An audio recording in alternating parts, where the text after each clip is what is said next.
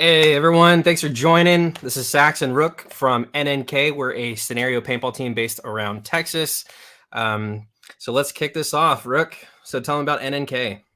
So, guys, NNK, we're a hard-hitting group of guys, a lot of different personalities, a lot of fun humor, but we play hard. Yeah, we're just a bunch of guys that you want to play with, and but you don't want to play against.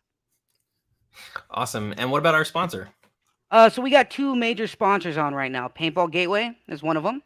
There it is, right there. They have a store here in DFW, in Arlington, actually. Ever need anything from them, they'll handle it right away. Any weird parts, autococker parts, pump parts, those are kind of their forte. Our other sponsor, CK Fight Life, is our other sponsor. They do our jerseys and our soft goods. Awesome. Cool. All right. So the main topic today is going to be Texas Revolution in the Past. It's a scenario put on by the Texas Nightstalkers. And then also we're going to be talking about Texas Paintball, the field, and how the game is going to run for camping, all the good stuff, and kind of answer y'all's questions. So the event is coming up. It is a hybrid MagFed event at Texas Paintball, which is located in Jonestown, Texas. It's just northwest of Austin. It's been there for many years. They started opening up, I believe, in 1995. And they've just got an amazing field out there. It's definitely a bucket list field if you've never been there. So definitely make the trip if you can. They've got about 40 acres out there. They've got 10 different fields that are in the shape of a horseshoe. And so when we look at the maps later for the event, you'll be able to kind of see that, and we'll map it out.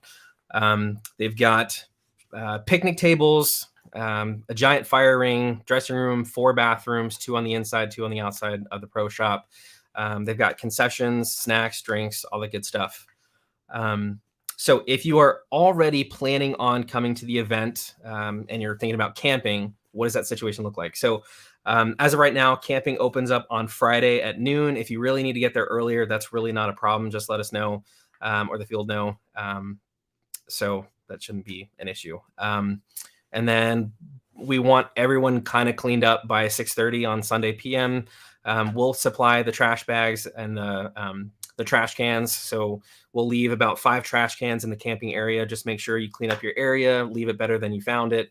And won't be any issues there. Like I said, they do have concessions inside, water, Gatorade, snacks, but players will be on their own for full-fledged meals, except Saturday night we will have hot dogs. But you're on your own for, chips, drinks, whatever else. But we'll help out with hot dogs, maybe even some sausages like we did last time.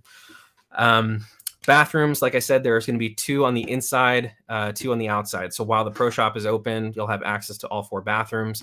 Pro shop will close in the evening. The 2 bathrooms on the exterior side of the pro shop will be open for use. We don't have any showers, so bring whatever wipes if you're, tent camping, whatever you need. The night portion, the pro shop will close about 5 to 10 minutes after the night game finishes. So if you need anything in the pro shop, make sure you do that before the night game or during the night game if you're off field, because 5-10 minutes after that night game is over, pro shop's going to close, manager's going to leave, and we'll be back till the next day. If you plan on showing up on Friday, you're more than welcome to register in the evening. And then if you arrive on Saturday morning, didn't get a chance to register on Friday, that's okay. We'll be there at 7 a.m. to start letting people register and get all that stuff taken care of. Cool. Burn ban. We won't know until we get closer. We're currently not in one. So if you're planning on bringing smoke grenades or whatnot, or buying them from us, which I would highly recommend buying them from Texas Paintball. If we do have a burn ban, we'll let everyone know. It's just, that is what it is. We talked to the Enola Gay. They might have a vendor booth. We've talked to Dye. They might actually have a vendor booth. We'll have another soft good vendor physically at Texas Paintball. So we're working on the vendor list right now, and hopefully we'll have ample vendors for you guys to pick and choose from, whatever you need. Campfires, like I said, burn ban. We're going to have a giant fire pit regardless of the burn ban. going. So you don't really need to bring your own campfire. If you do want to bring one, just make sure you have a tire ring or something to keep everything contained. Fire extinguisher if you need, but we have a giant ass fire pit. So let me jump in here for a sec, Perk. sure. So, how you doing, Dewan? How you doing, Mr. Matthew? Hosanna, how is everybody doing? One of the questions in the chat was, can we reserve a pavilion? First come, first serve. So there's only one covered pavilion. Now, keep in mind that even though the event is still occurring on the 21st, 22nd, we're still open for our regular rec ball. So the field for the game will be divided up into two sections. We'll have our upper fields for one of the days and the lower for the other day. But our other general walk-on players for birthday parties and whatnot, they'll be using the opposite fields. So we have one covered area. We have picnic tables that seat up to like 350 people. Do I recommend you set up your canopies in the camping area? Sure. That way everything is kind of together with everyone else that's there for the event. I highly recommend bringing your own tables. Some of the picnic tables just might not be big enough. So if you're just used to bringing an 8-foot table, I would highly recommend that. But as far as everything being first come, first serve to get what you want, first come, first serve. Cool. Looking through the questions real quick. Reserve plan. What's good, baby? Chillin' dog. Look for the information. So far, Texas Paintball has the best bathrooms of any field. Yeah, I would agree with that. I'm not going to name names, but there have been fields where you go into the bathroom and you literally go to the urinal and there's cockroaches fighting each other in the urinal. It's disgusting. So, yeah. So, Dewan is flying in this year. Yes, because driving that from Michigan, I believe, that would suck. Flying is definitely the way to go. All right. And BJ's talking about me, by the way, in the chat for everybody to know. I don't know. He might need to clarify that. All right, guys. So chrono, outside of how the game is going to run, we have our own chrono station. So you're more than welcome to test your gear off field before getting with one of the refs for the event. That way, all your stuff is working, ready to go. You're not wasting more paint on the field. Our chrono station will have several devices for that. All right. Cool. Also, please be ready and check in during. Don't be late. Basically, I think last year there were some issues with staying on time. So please make sure that you do everything you possibly can to get registered. Don't show up late and then push everyone behind. All right, cool. Let's go ahead and bring on some Nightstalkers. We got Christian, we got Red, and then we got Burke, who is loading in. What's up? What's up? What's going on, guys? How's it going? Good. Glad to be here. All right. So a lot of the time, players don't really understand what is it a MagFed event? Is it a mechanical event? So tell us about that. Yeah, absolutely. So our event is what we call a hybrid MagFed event, where we have ways for people that can use kind of just about any marker they have as long as they fit within MOS. But it's primarily mechanical, pump, MagFed, with the opportunity to run an electro with MOS. So it's a lot of times people have mechanical guns they don't get to use a lot because they're always going up against open class. This gives you an opportunity to use your mechanical gun in a tactical, limited ammo environment and not be undergunned or underpowered against the rest of the event. So that's about accurate, Christian? Yeah. So if you're running MagFed, you can just talk about like some people also want to know about how much paint can I carry. If you're running a MagFed setup, you can carry as many mags as you want. And we consider the diadem, since we do have some stipulation about electronic markers, we consider the diadem a MagFed marker for this game. If you are running a mechanical marker, anything from a Spider to or a 98, Sigma 98, all the way to your M170 or your Lux mechanical or whatever.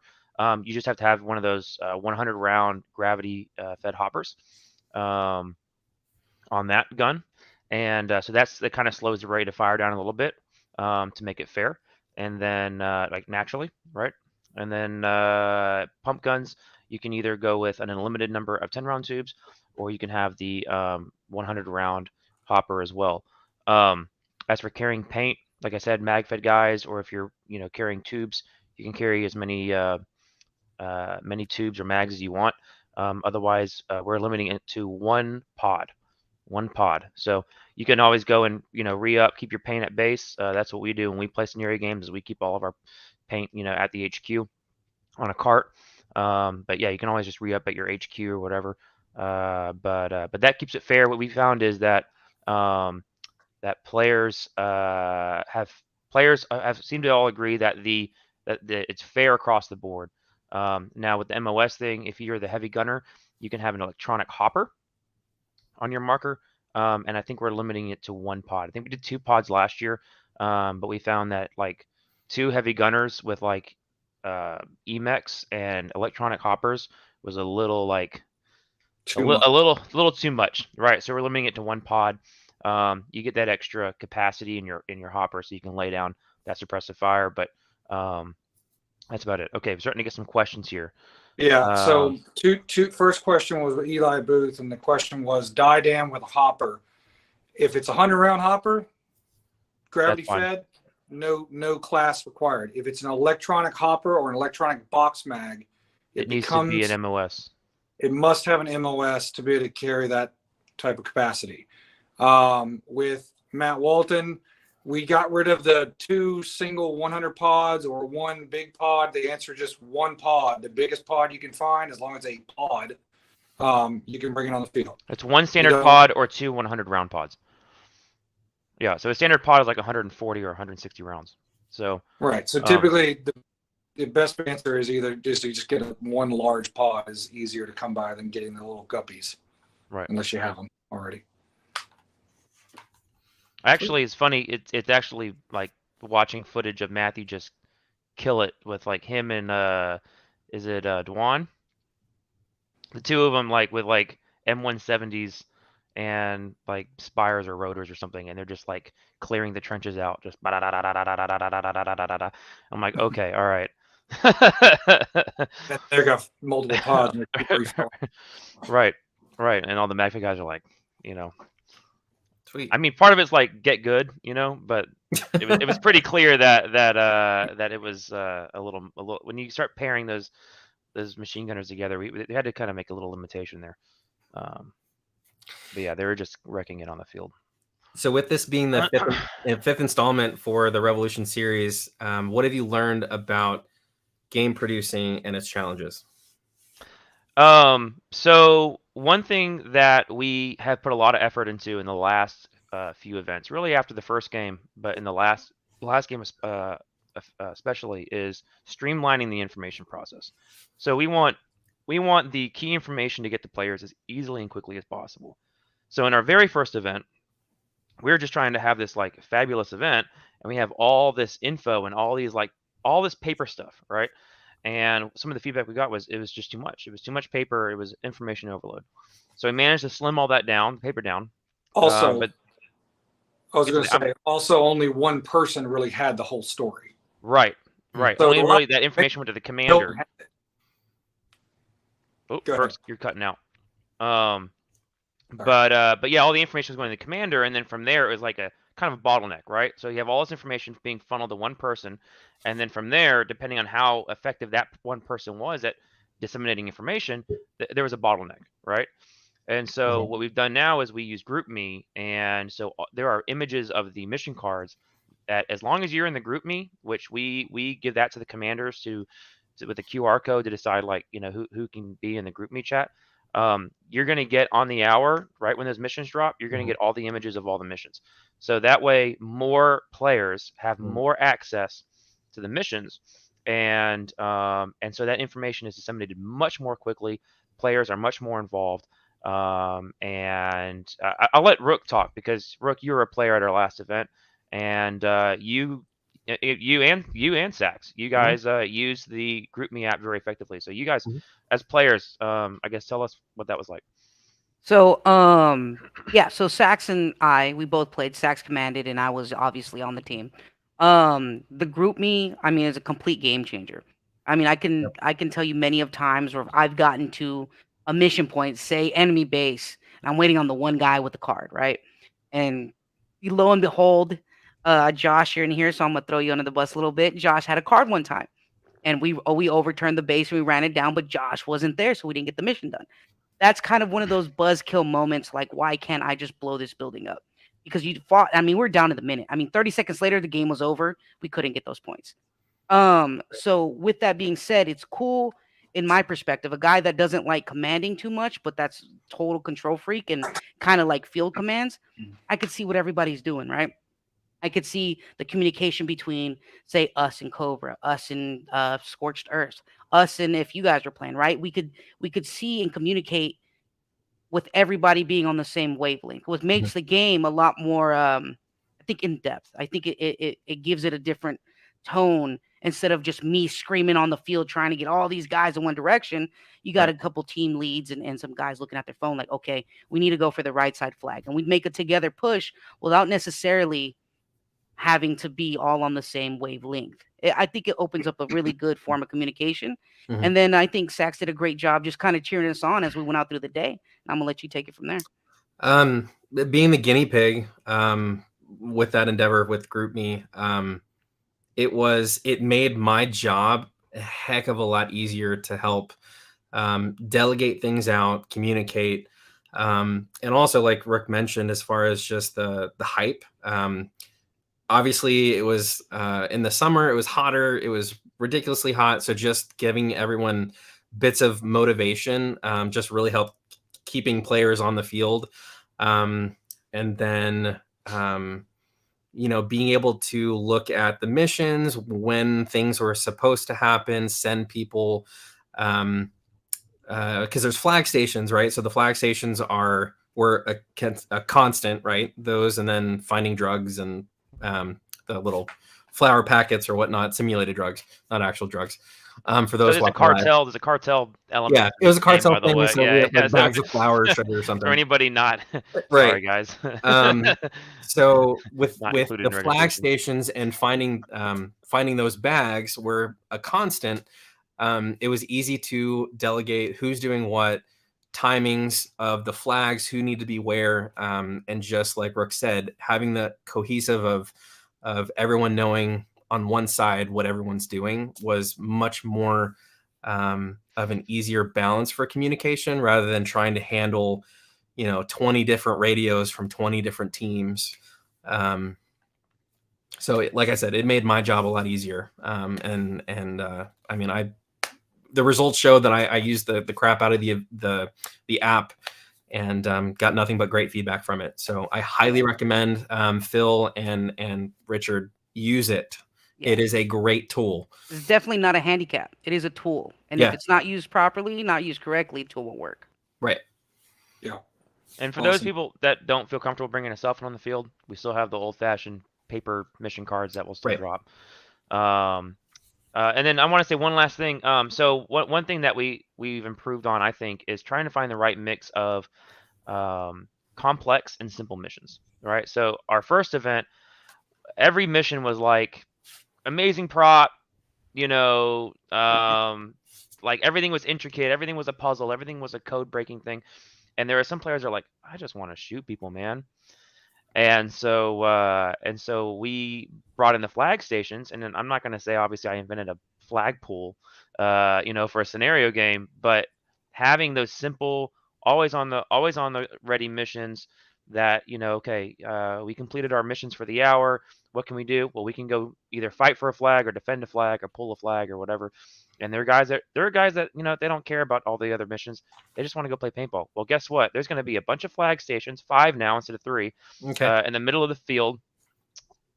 Go for it, And you want to get in a gunfight?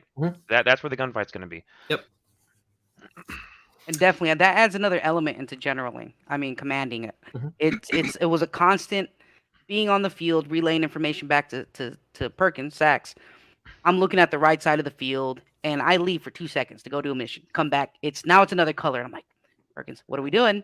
Like, why is that flag? And then I look over here, and it switches. It's a constant Mhm. hindrance that kind of messes with your head because you're like, is this really worth going to get? How many guys do I want to leave and do this? It Yep. throws a whole nother wrench in the system Mhm. when you're doing it.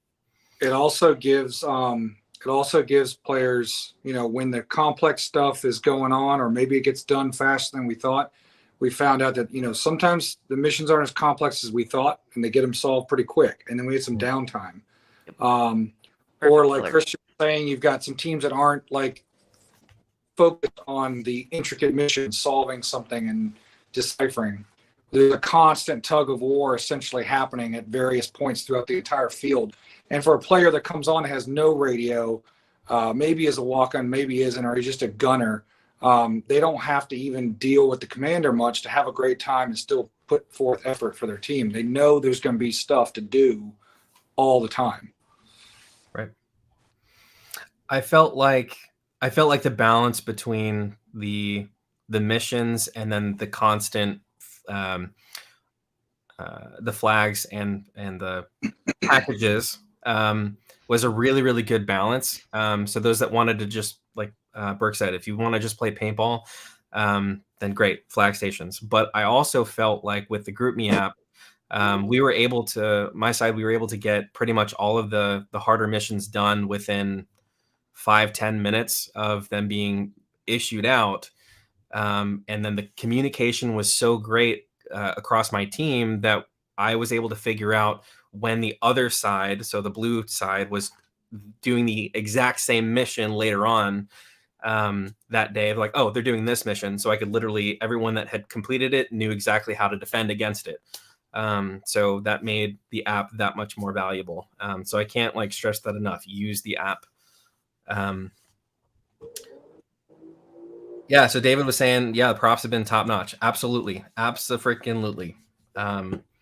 It's not just, it's not like cardboard tubes that you run, or they're not pods with duct tape around them.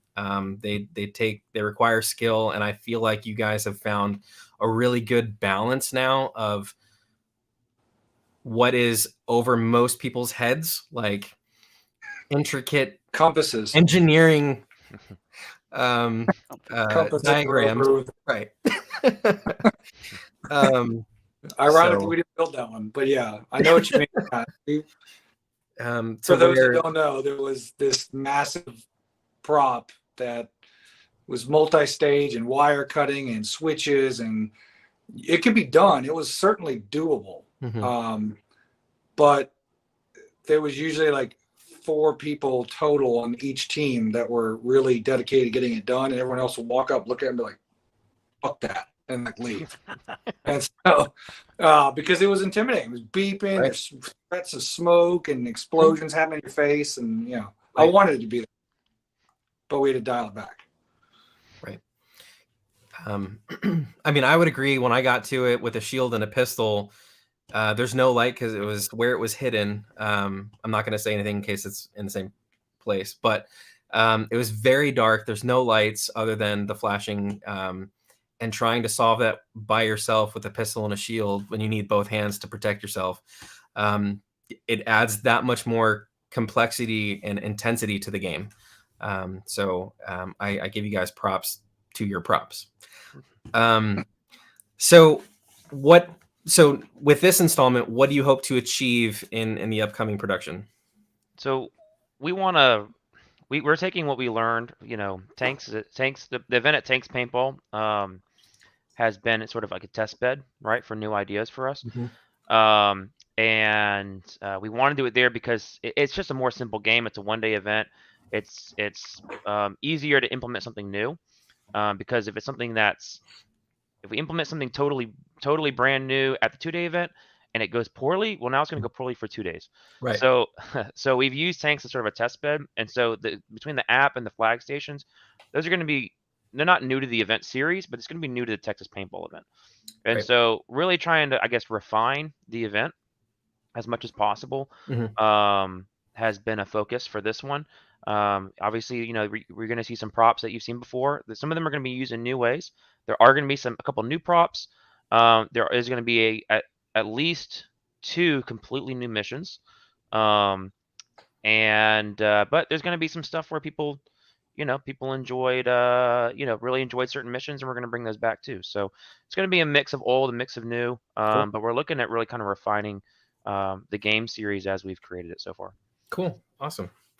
So besides the hundred of positive experiences that we felt as players in your series, what makes this installment unique to draw new players? So we've focused on making props, making the missions more accessible to players. And accessibility is kind of something that's important. If you've been playing Scenario Paintball the last, I don't know, 6 years at least. If you've been playing the last 6 years, you have seen the numbers drop from event to event to event over the years. I don't want to say that the game is dying, but we have to be more conscious of bringing in newer players, and that means that there needs to be more innovation. So, trying to, some people, I guess, feel like the hybrid MagFed setup, when they go, oh, I can't use my Empire Axe or whatever, they feel like it's limiting. And in my mind, it's actually brings in those kinds of players that, maybe they only have a Spider or a Tip 98 or, an entry level marker. And for them, in my experience, if I would never go to a Viper game. No, well, he's not around anymore, but I would never gone to a Viper game with a Tip 98 or a Spider, right? Because I would get totally demolished by everybody with speedball markers, right?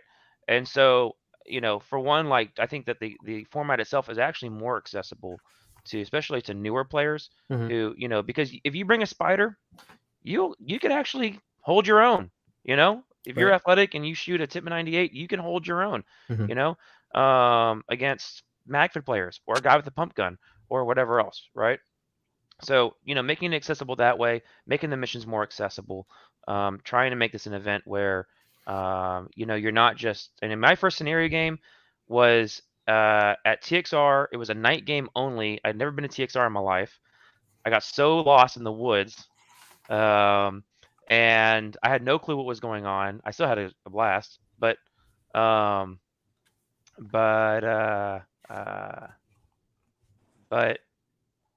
game, I can see a lot of people who would have played that and been like, yeah, I'm not doing that again, right?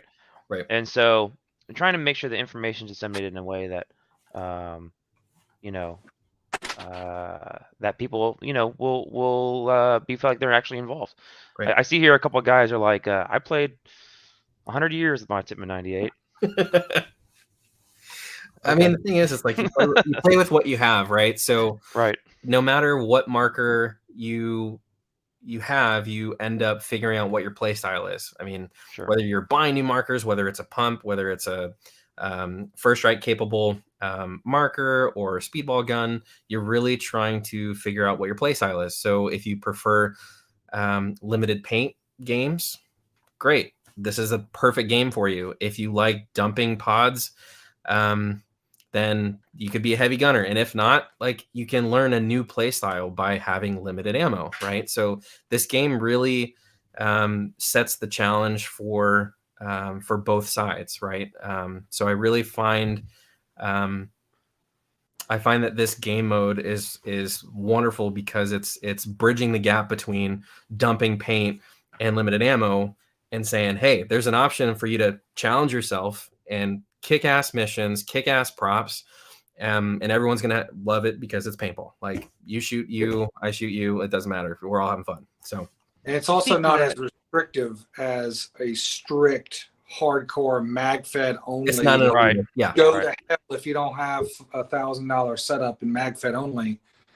You can bring all that, but there's a lot of people that, like Christian was saying, if you go to a Viper, an open class, and you bring anything other than electronic marker and 6 pods, then you're not really going to be able to have an edge. And you're probably not going to bring a pump to those. If you go to a MagFed only game, you can't bring a pump or mechanical to those. So this allows you to bring just about anything that you have, with the exception of a high-end open marker, that unless you're the right class. Right.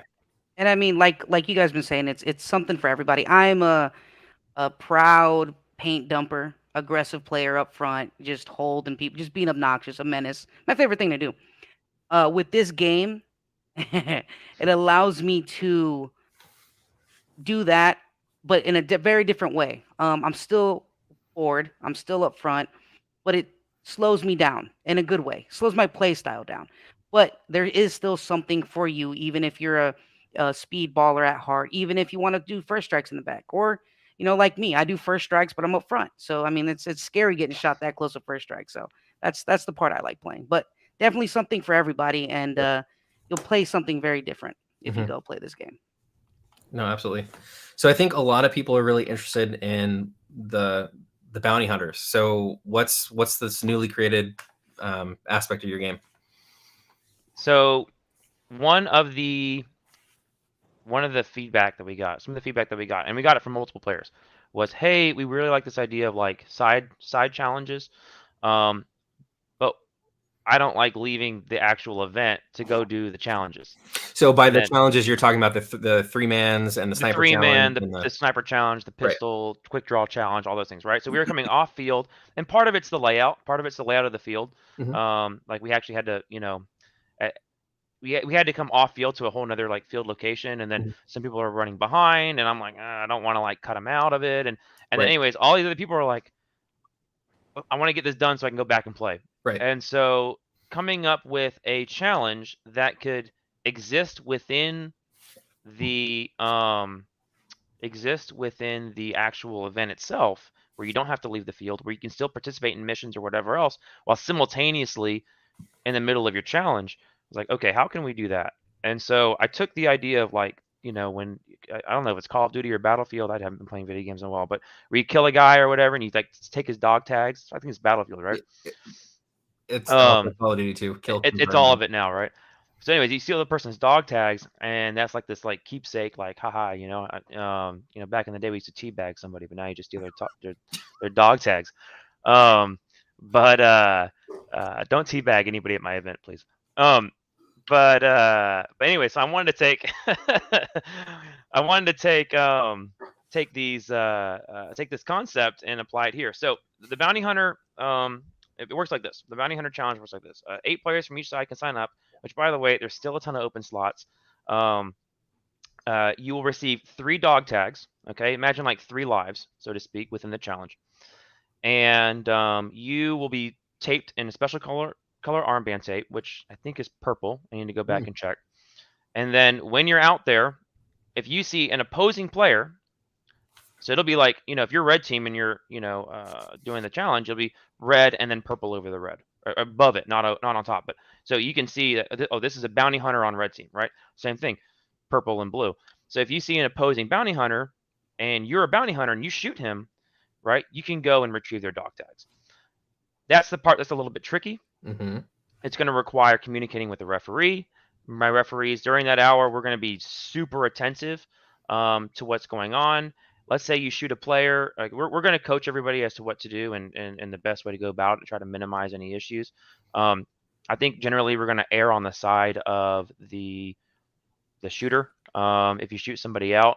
But like, let's say like I shoot at Burke and he starts walking away because he got shot out, and I don't want to give up my position. If I can get a referee and tell the referee, hey, I just shot that guy wearing this in the butt, and the referee can run over there, or radio for another ref to run over there, check, oh, sure enough, there's a hit there, right? Then that player that shot him out will get one of the dog tags off of the player he shot. When you lose all your dog tags, then you're out. And then so the dog tags at the end of the hour, bounty hunters will go back to their HQs. They'll cash in their dog tags. Well, they're cashing them in for points, but they actually get to keep it as a souvenir. So the more of these dog tags that's cool, right? Yeah. So the more of these dog tags you earn, the more you get to take home, and they're bragging rights, right? And then we have and I have it with me, sponsored by ProEdge, and we're going to bring John in a bit here, for the person that earns the most dog tags, we have a barrel kit. So this is a die barrel kit. Die barrel kit, 3 backs, and then because we had a Texas edition die barrel kit last event, and this is a cartel theme, candy skulls. Nice. All right, so you get a badass barrel kit. That's Hey, go ahead winner. and go ahead and hold that up again. Oh yeah, sure. There you go. It's like purple and silver. It's got different colored candy skulls. Sugar skulls. Sugar skulls. Yeah, that's it. Sugar skulls. So You and your gaudy things. Hey, if you're gonna say it, you gotta do it right. Okay, you gotta do tell me it you're right a white guy every without time. telling me you're a white guy. So and then if we have like people that let's say like there's 3 people that tie with the same number of dog tags. All right, let's go to the speedball field and shoot it out. And let's see who's the best. Has anyone teabagged someone at a paintball game? That Won't sounds say. like a. I can 100% say I've never been on the receiving end of that. So let's keep it that way. Sounds like some night game shenanigans.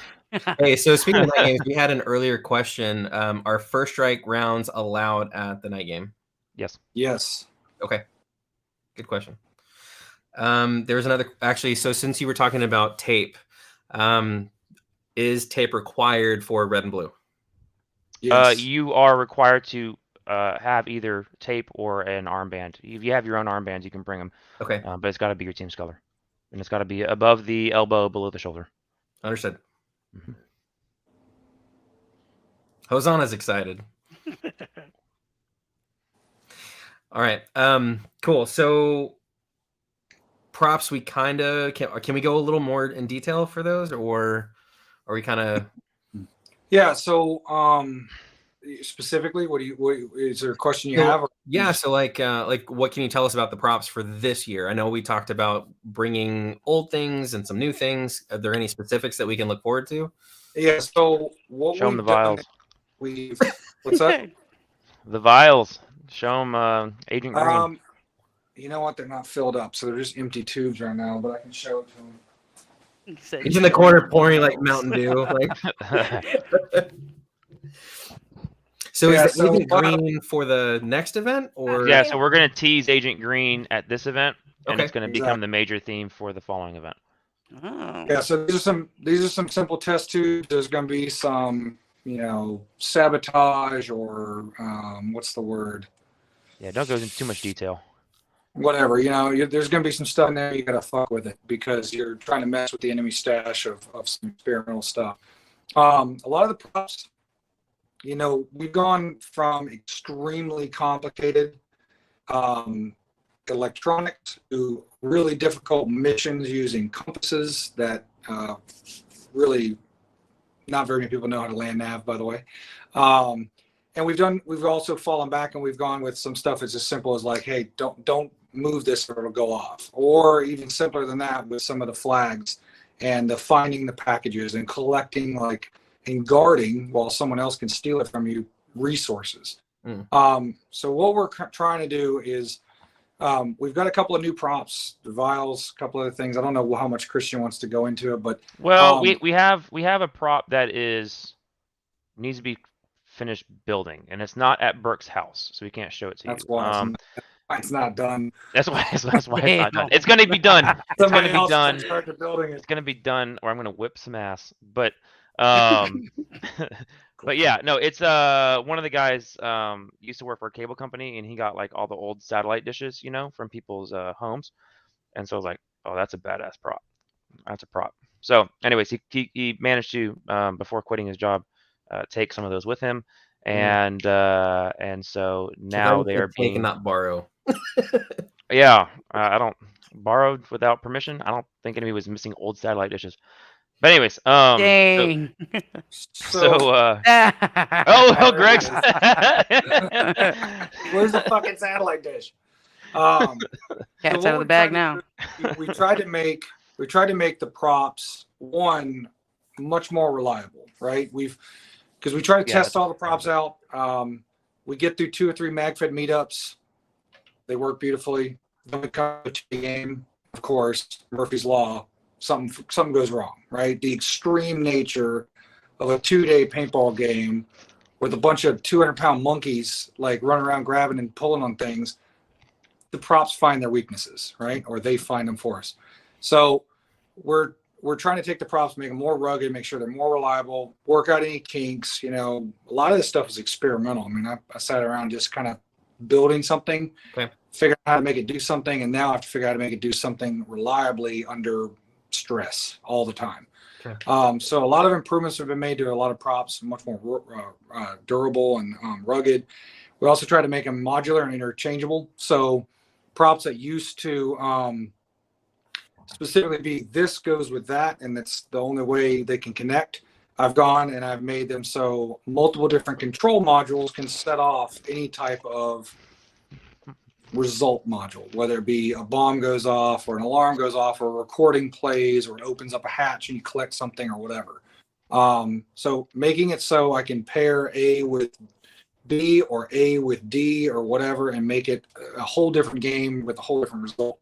Nice. The other thing we've done is we had some demo props. These are the ones that like got overhauled because they work great until they don't, and it's always during the games. They're the ones where you remotely activate a very loud bang using what was a Thunder Bee, but now it's a Bang 22 Evite grenade. We've made those like rock solid, and they're actually now being used as strategic ordnance.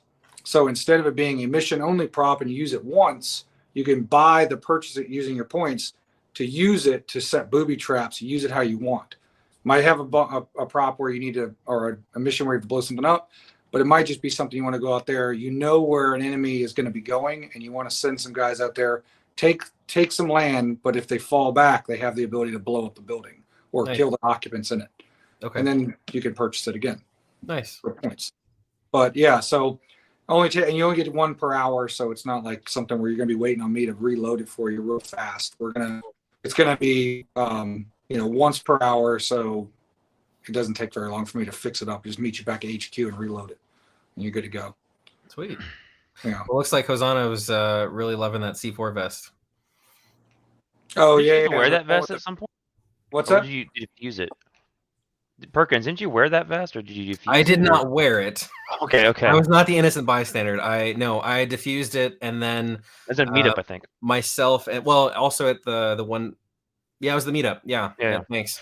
And me and another gentleman, I diffused it, and then he was dragging it back, but English was not his native language. So Oh my god! he kept like stopping instead of going all the way back to where he needed to take it, and so he went every direction except for to the pole. so that he it had was a to little get to. Challenging, but yeah, but we all had a lot of fun. Aki.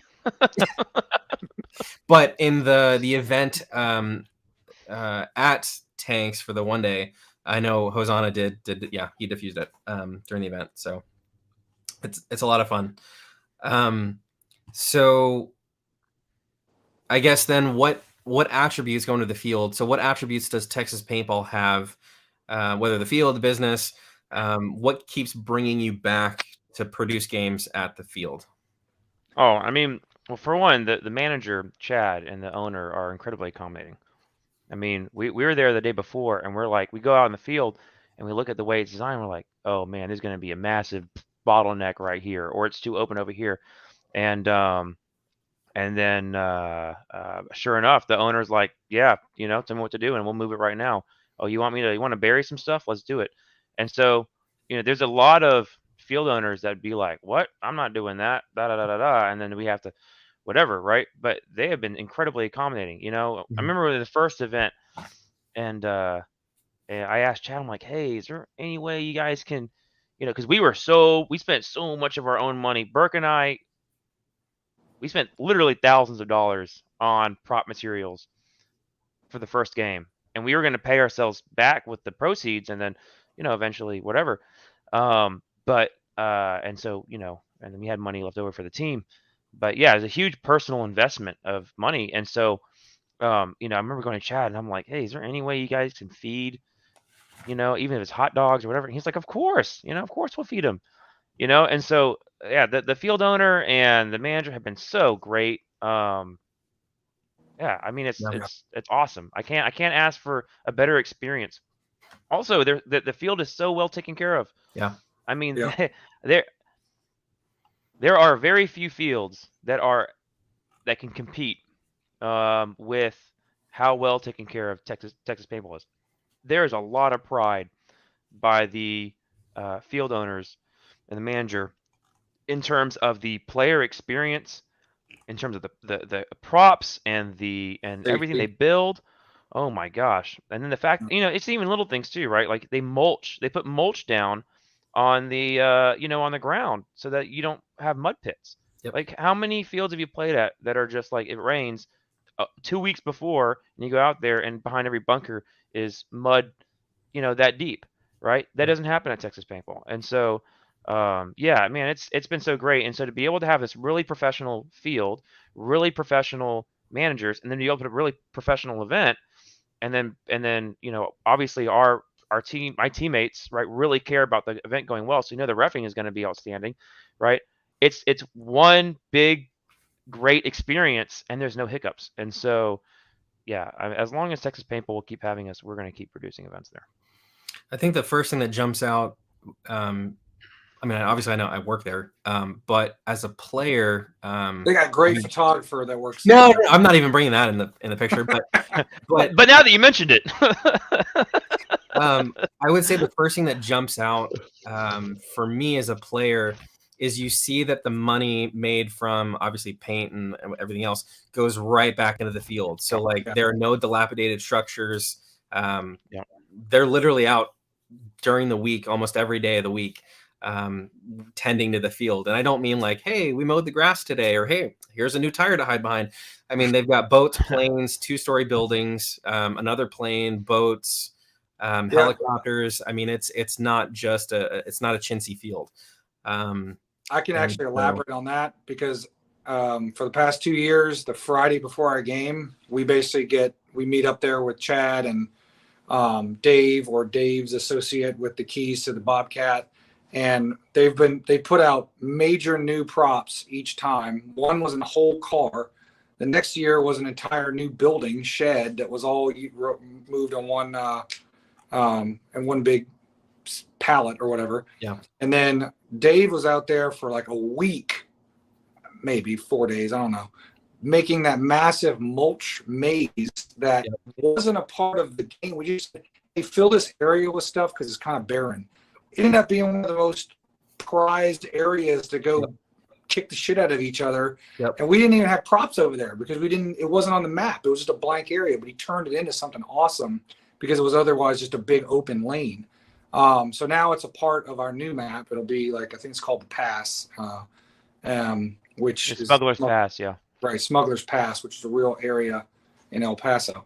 But then on top of that, the next day, this past year, Saturday, I was walking the field and I was still getting the feeling like we don't have enough bunkers in these certain areas, and you got too many bunkers in this back corner that aren't going to be useful. And they just threw me the keys to the Bobcat. And we're like, yeah, go ahead and move whatever you want. So I moved all these bunkers around where there was a lot of brush, but not a hard cover, put a couple of bunkers deep inside the bushes and evened it out. And it played a lot different than the year before. So yeah, they've been awesome, super accommodating, and willing to let you just kind of go at it as a producer. Yeah. So real quick, I guess now that you brought up photography, so many of you know that I will say ended Tactical Sax Media. So it's actually, I'm doing a rebrand. So officially, it will be Elite Paintball Media. I'm actually going to have not only myself, but other photographers working along with me to cover several events, hopefully around the country simultaneously. So this is a new venture. I probably will be sporting my Tactical Sax Media jersey for the event because the new stuff hasn't come in yet. And it looks like it'll arrive after the event. So as always, don't shoot those that are wearing orange covering media, please. Cool. All right. So let us talk about, did you have any questions for me or the field? Nightstalkers? Now, I saw comments while I was talking a few times, but does any of it need to be addressed, or was it just like hype stuff? Some of it's hype stuff. Justin, no, we don't have any trains. I think you're going planes, trains, cars, and automobiles. We don't have any trains, I should say, yet. I mean, that's not to say that Dave won't put a train on the field. But yeah, actually, the tactical sex did happen at a Viper post game award ceremony where I gave a patch out for whoever won something, and Viper read it out as, "Who wants a tactical sex patch?" And I stood up and I said, "I work weeknights and weekends." So that was hilarious. Anyway, so people are asking about the map. So let me actually go ahead and pull that up. So this is going to be the day map. So these are just the upper fields of Texas Paintball. So Texas Paintball is shaped like a horseshoe. Obviously, it's harder to see in just this one single image, but the entire field is shaped like a horseshoe, with the staging area in the pro shop being in the center of like the empty area of a horseshoe. So these have been released. These are found on the Texas Revolution Facebook page. And obviously the QR code here for the rules packet. Everything is labeled pretty well. I took the drone footage, so this is pretty reasonable. What you'll see for the event. There might be a couple little like Smuggler's Pass may look a little different based on the mulch pile might be a different shape. But this map is going to be pretty spot on. The night map. This is the lower field. And you can see we've got helicopters, planes, some buildings, all that good stuff. The creek here, whether there is water in the creek or not, just don't go swimming. Yeah, just stay on the road. Don't go in the creek. But everything on this map is in play. And just real quick, obviously the night map looks much less detailed than the day map. One of the things we do for the night game is we simplify the missions, just because everything gets infinitely more complicated at night. So some of the things we do is we try to simplify the night missions to make them very straightforward and very easy to understand, since you are playing in the dark. And then we make sure all of our missions have some sort of a light up or glowing element to them. So so that you can, you're playing and I don't know what the mission is. I mean, you should, because we're going to use the app and all that. But if you don't, and you see a guy with a blinking whatever running through the field, well, that guy probably has a mission prop, right? So, so that's why that is just alpha, alphabet, alpha Bravo, whatever, objective locations. Just simplify it. Sweet. I mean, honestly, if I see someone with a ticking or a light blinking, I might shoot him, because it might be a C4 vest coming my way. Cool. So make sure you guys also check out the rules. There have been some changes which look like they're marked in yellow, which we talked about earlier about the pods. Please make sure that you read through the rules. Like I said, there are changes from last year. Bring up the first strike thing, since you're talking about ammo and pods. Absolutely. Good news for everybody. Oh, what, the amount of paint that we have? Oh, the cheaper paint. Yeah, I'll let Perkins. Oh yeah. So paint. Oh, exit full screen. Sorry about that. So when it comes to paint, let me move the. So when it comes to paint, if you are if you have a membership at Texas Paintball, your membership pricing on paint will also apply to the event. So you'll be able to get a discount on the already discounted prices. When it comes to first strikes, we had ordered so many first strike rounds for last year that we still have some left over. We have enough, obviously, to cover the event. When I say some, we have a bunch. So what Chad is going to do is he is going to sell those first strikes, and at the same cost they were last year. So this is the extra cost that they've gone up. maybe $40 a box now. We're not going to charge you more for that. We're not going to charge you the $40 more because that's not what we paid for them when we bought them. So like kudos to the field for not being an asshole, right? So that's awesome. That's going to save a bunch of money. So that's super exciting. But as far as round ball, all the good stuff, the paint prices are on the flyer. If you haven't seen that, I'll throw it up on the screen. So 500 rounds, so a bag of paint, $20. The case is 80, and then 150 first strikes, $60. I think it's actually, so if it's old pricing, I think it's $50. So I'll have to confirm with Chad on that just to make sure. But I did speak with him earlier this afternoon before, obviously, or after the flyer was created. Right. So I'll confirm with him, and then we'll get that fixed, modified, and then get a new flyer up. So that way everything is cohesive. Cool. Any other questions about the event that you guys have for the field? We're going to share the video now? Yeah, so let me go ahead and share that. And then once we do that, then we'll bring on Mr. John Jackson and get him rolling and then get our commanders in here. So let's go ahead and watch the video.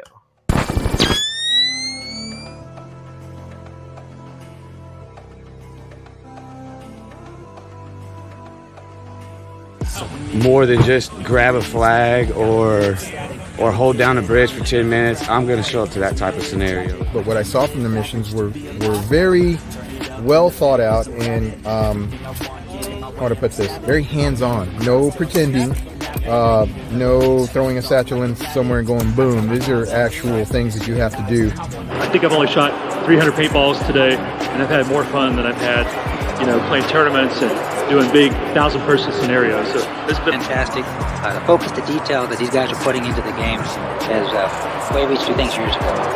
What's this one? One of us goes check each boat, and then one goes to the airplane, then meet back at the airplane. And then we can move as a squad to go check anything else out. But if we feel like we're strong enough to divide, by all means, let's do it so that way we can get these missions and get our heads wrapped around what actually is going on.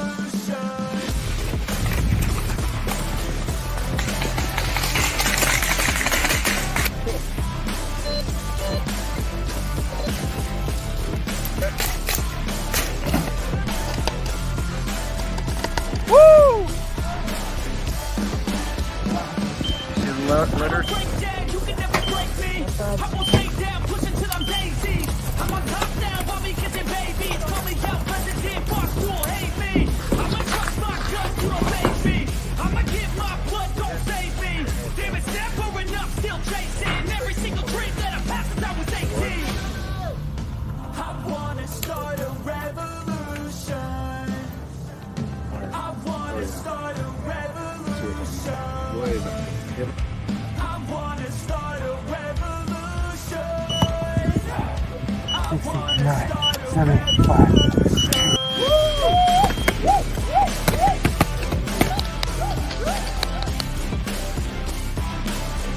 I've got 5 PTSD from the last time I did this thing.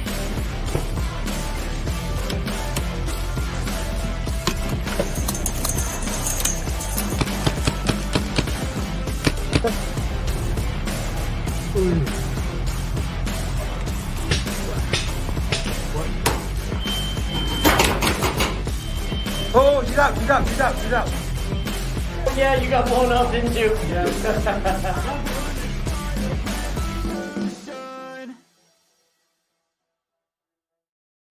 Sweet. All right, so moving on. Let's go ahead and bring on Mr. John Jackson of Pro Edge Paintball. Christian, did you want to introduce him? Yeah. So, John Jackson is a guy who can. He can introduce himself. He's a true professional in every sense of the word, and he has been a supporter of our team since the very beginning, and he's been rock solid. I mean, even when you see the yellow and black referee jerseys, those came from John Jackson. He's done so much for our team, and every time I see him, I just want another way to pay him back. So here he is. Hey guys, thanks for the introduction, Christian. Can you guys hear me? Yes, we can. You're good. Okay, cool deal. What's up, guys? Man, you guys got me all excited on this stuff. Christian's always showed me like all of his videos from the scenarios and everything he puts on, and of course these guys take it to another level. So good job on all this. This stuff is awesome.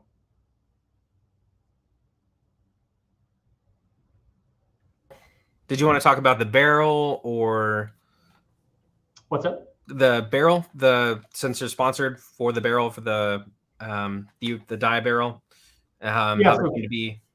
Yeah, that's more on Christian. Christian had an idea. He wanted to try to give away a new prize, and that worked out. We do a custom barrels in store sometimes, and so it worked out. We actually had a barrel that matched what his theme that he got going on. So it worked out perfect.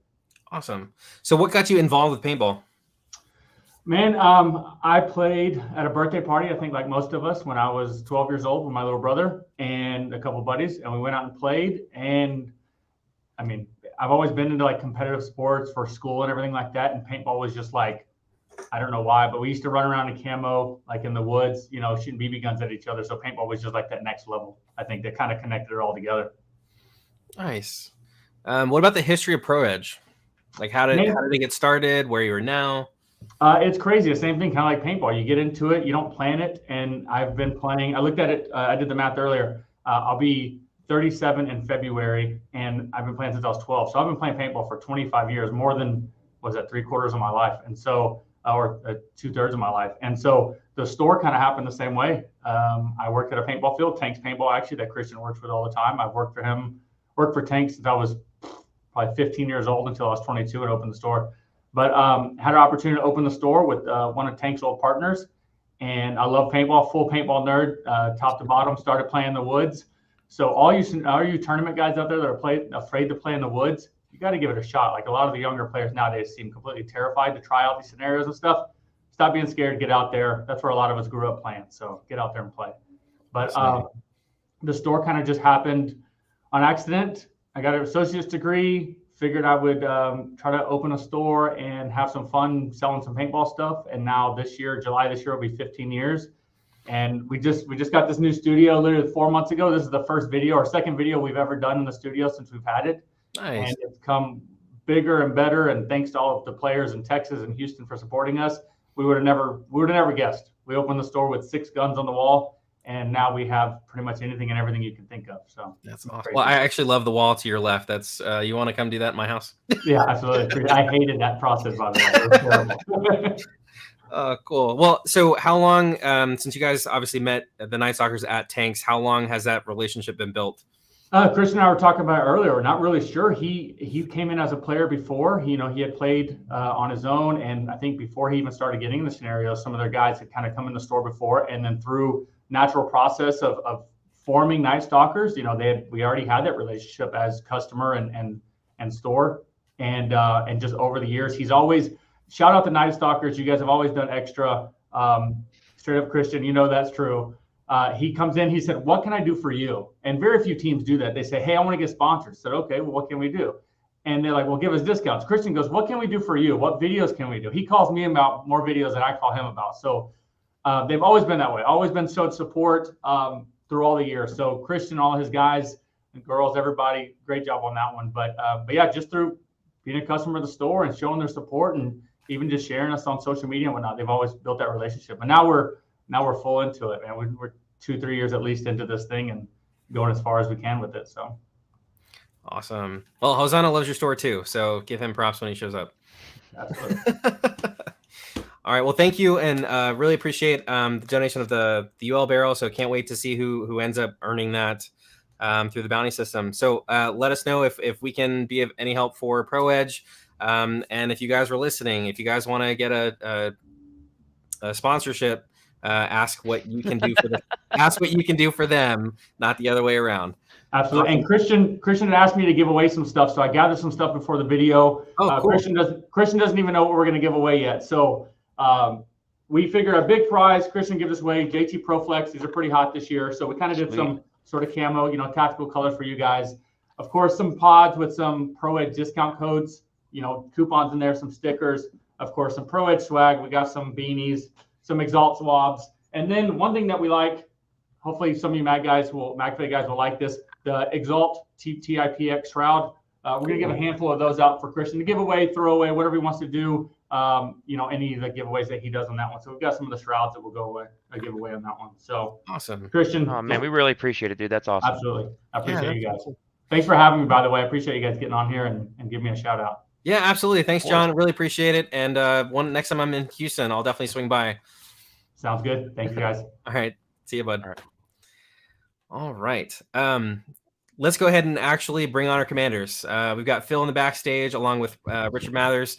So let's start with Phil. So we're going to go ahead and bring your Texas Brigade Commander, Cobra, Phil, and I'm going to send everyone else in the back. How's it going? What's going on, man? How you doing tonight? Good. A little tired. You know, new kiddo, so adjusting to the schedule and all that good stuff. The peas, the poops, all that good stuff. So yeah, nice. You haven't had any exploding diapers yet? We've had two blowouts. We've had, you know, on you, like. So my son has peed on my wife, I think now 2 or 3 times. I have not been peed on. Let's knock on wood. Yeah, it's been interesting. You're not changing it enough. It should have already happened. Well, cool. Well, give us your spiel. You know who you are, and you know you're returning commander for this game series. So shed some light on that. So I think most of the guys that are returning, they're obviously they had so much fun last year, the year before, they wanted to do it again, and that's why I'm returning as a commander, because the first year I did it, I was just a player. I came out with a couple of prospects, and I didn't know what to expect. I wanted to see what the Nightstalkers were bringing to the table as far as something new and different, because that's, you know, what some of us have been around for a long time. That's what we want to see. Some innovation, something different, as opposed to just the same old. Because, you know, unfortunately, that's what happens. People just get burned out and then they quit playing. Yeah. So basically, it was a scouting trip. I went out, played, and as a not a true MagFed guy, I think I came to the game a little different, and I was a heavy gunner. And not that I'm normally a heavy gunner. I don't really shoot a lot of paint, but I made a big difference in the game and helped them run a lot of missions. And I earned the Mofo Award. And so I had a lot of fun. So then I really didn't even pay attention to the mechanics of the game. I was just, you know, point me where to go and I'm going to go do it. Right.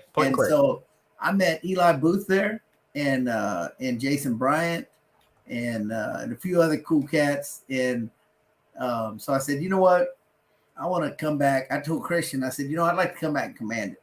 And let me see if I can get a handle of this, because it looked like there was a huge home field advantage. There's a lot of guys that I never, ever had seen at any event. Right. And apparently they only play at Texas Paintball, which is good for them. But I was like, all right, well, that's what I saw. There was this huge, you know, there was an advantage. So I was like, let me come in next year and try it out. So I don't play at Texas Paintball much either. I've played some of the MagFed events, and we really don't get to play the whole field. So I don't really even feel like I know that field, even though I've played there probably 6, 7, 8 times. But we don't ever get to play the whole field. Right. And so they change it up and whatnot. So anyway, so then I came back last year, and it was, I think, in some ways, the other team thought that they were going to have an advantage over me, trying to go high tech.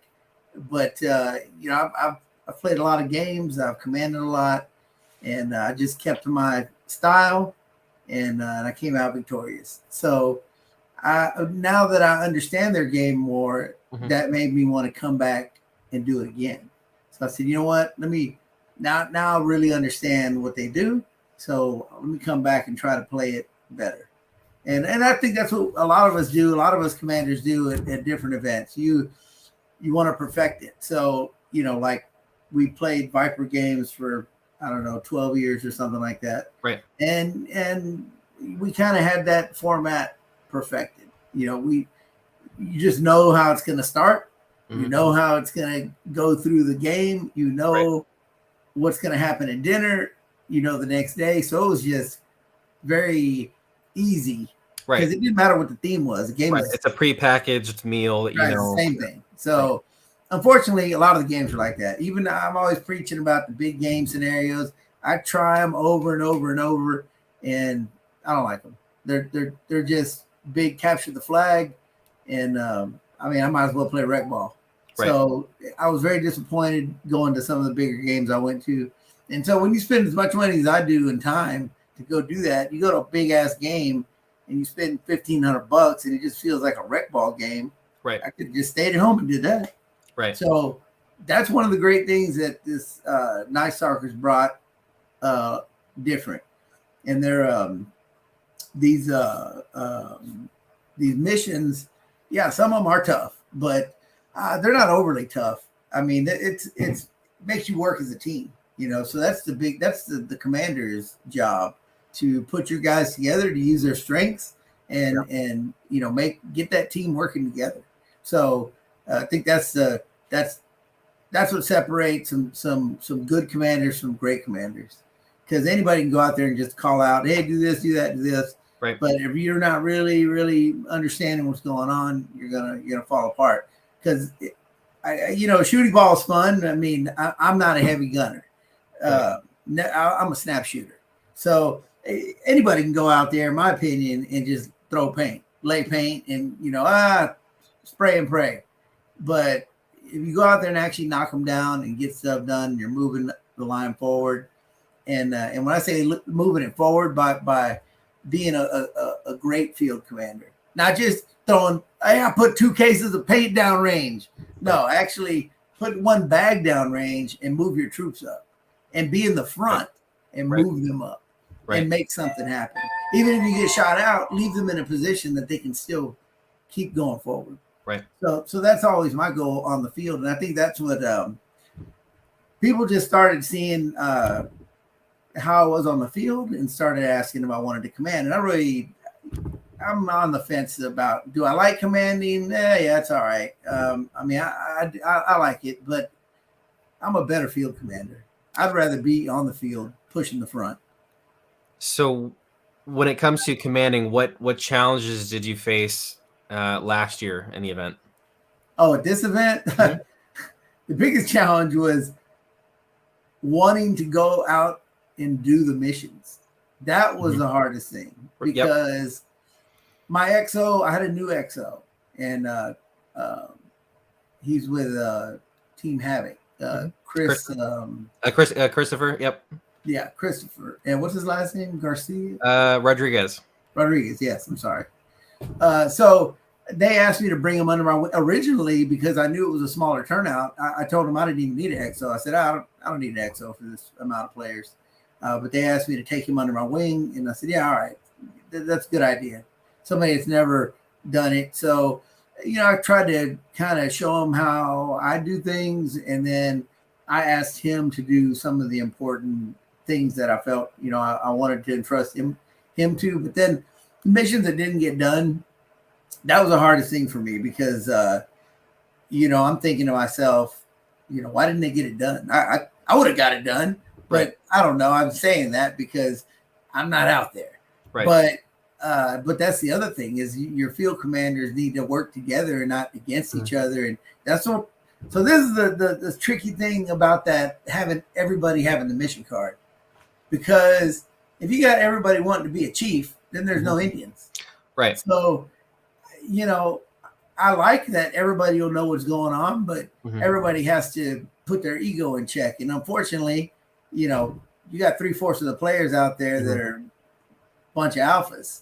Right. And so everybody thinks they know best. That's the hardest thing. So again, that comes back to your leadership and how you command, managing your people.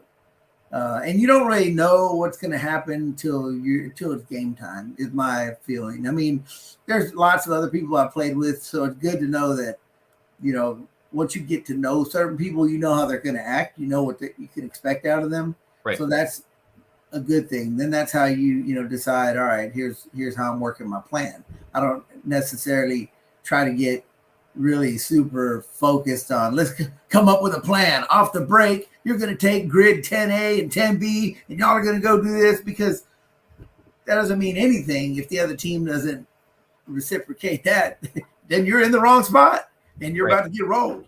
Right. So it's more of a, I feel like I like to be more reactive than proactive.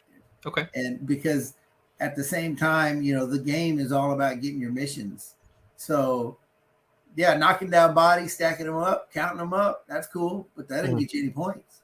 Right. So you got to focus on, how do I get my points and have fun?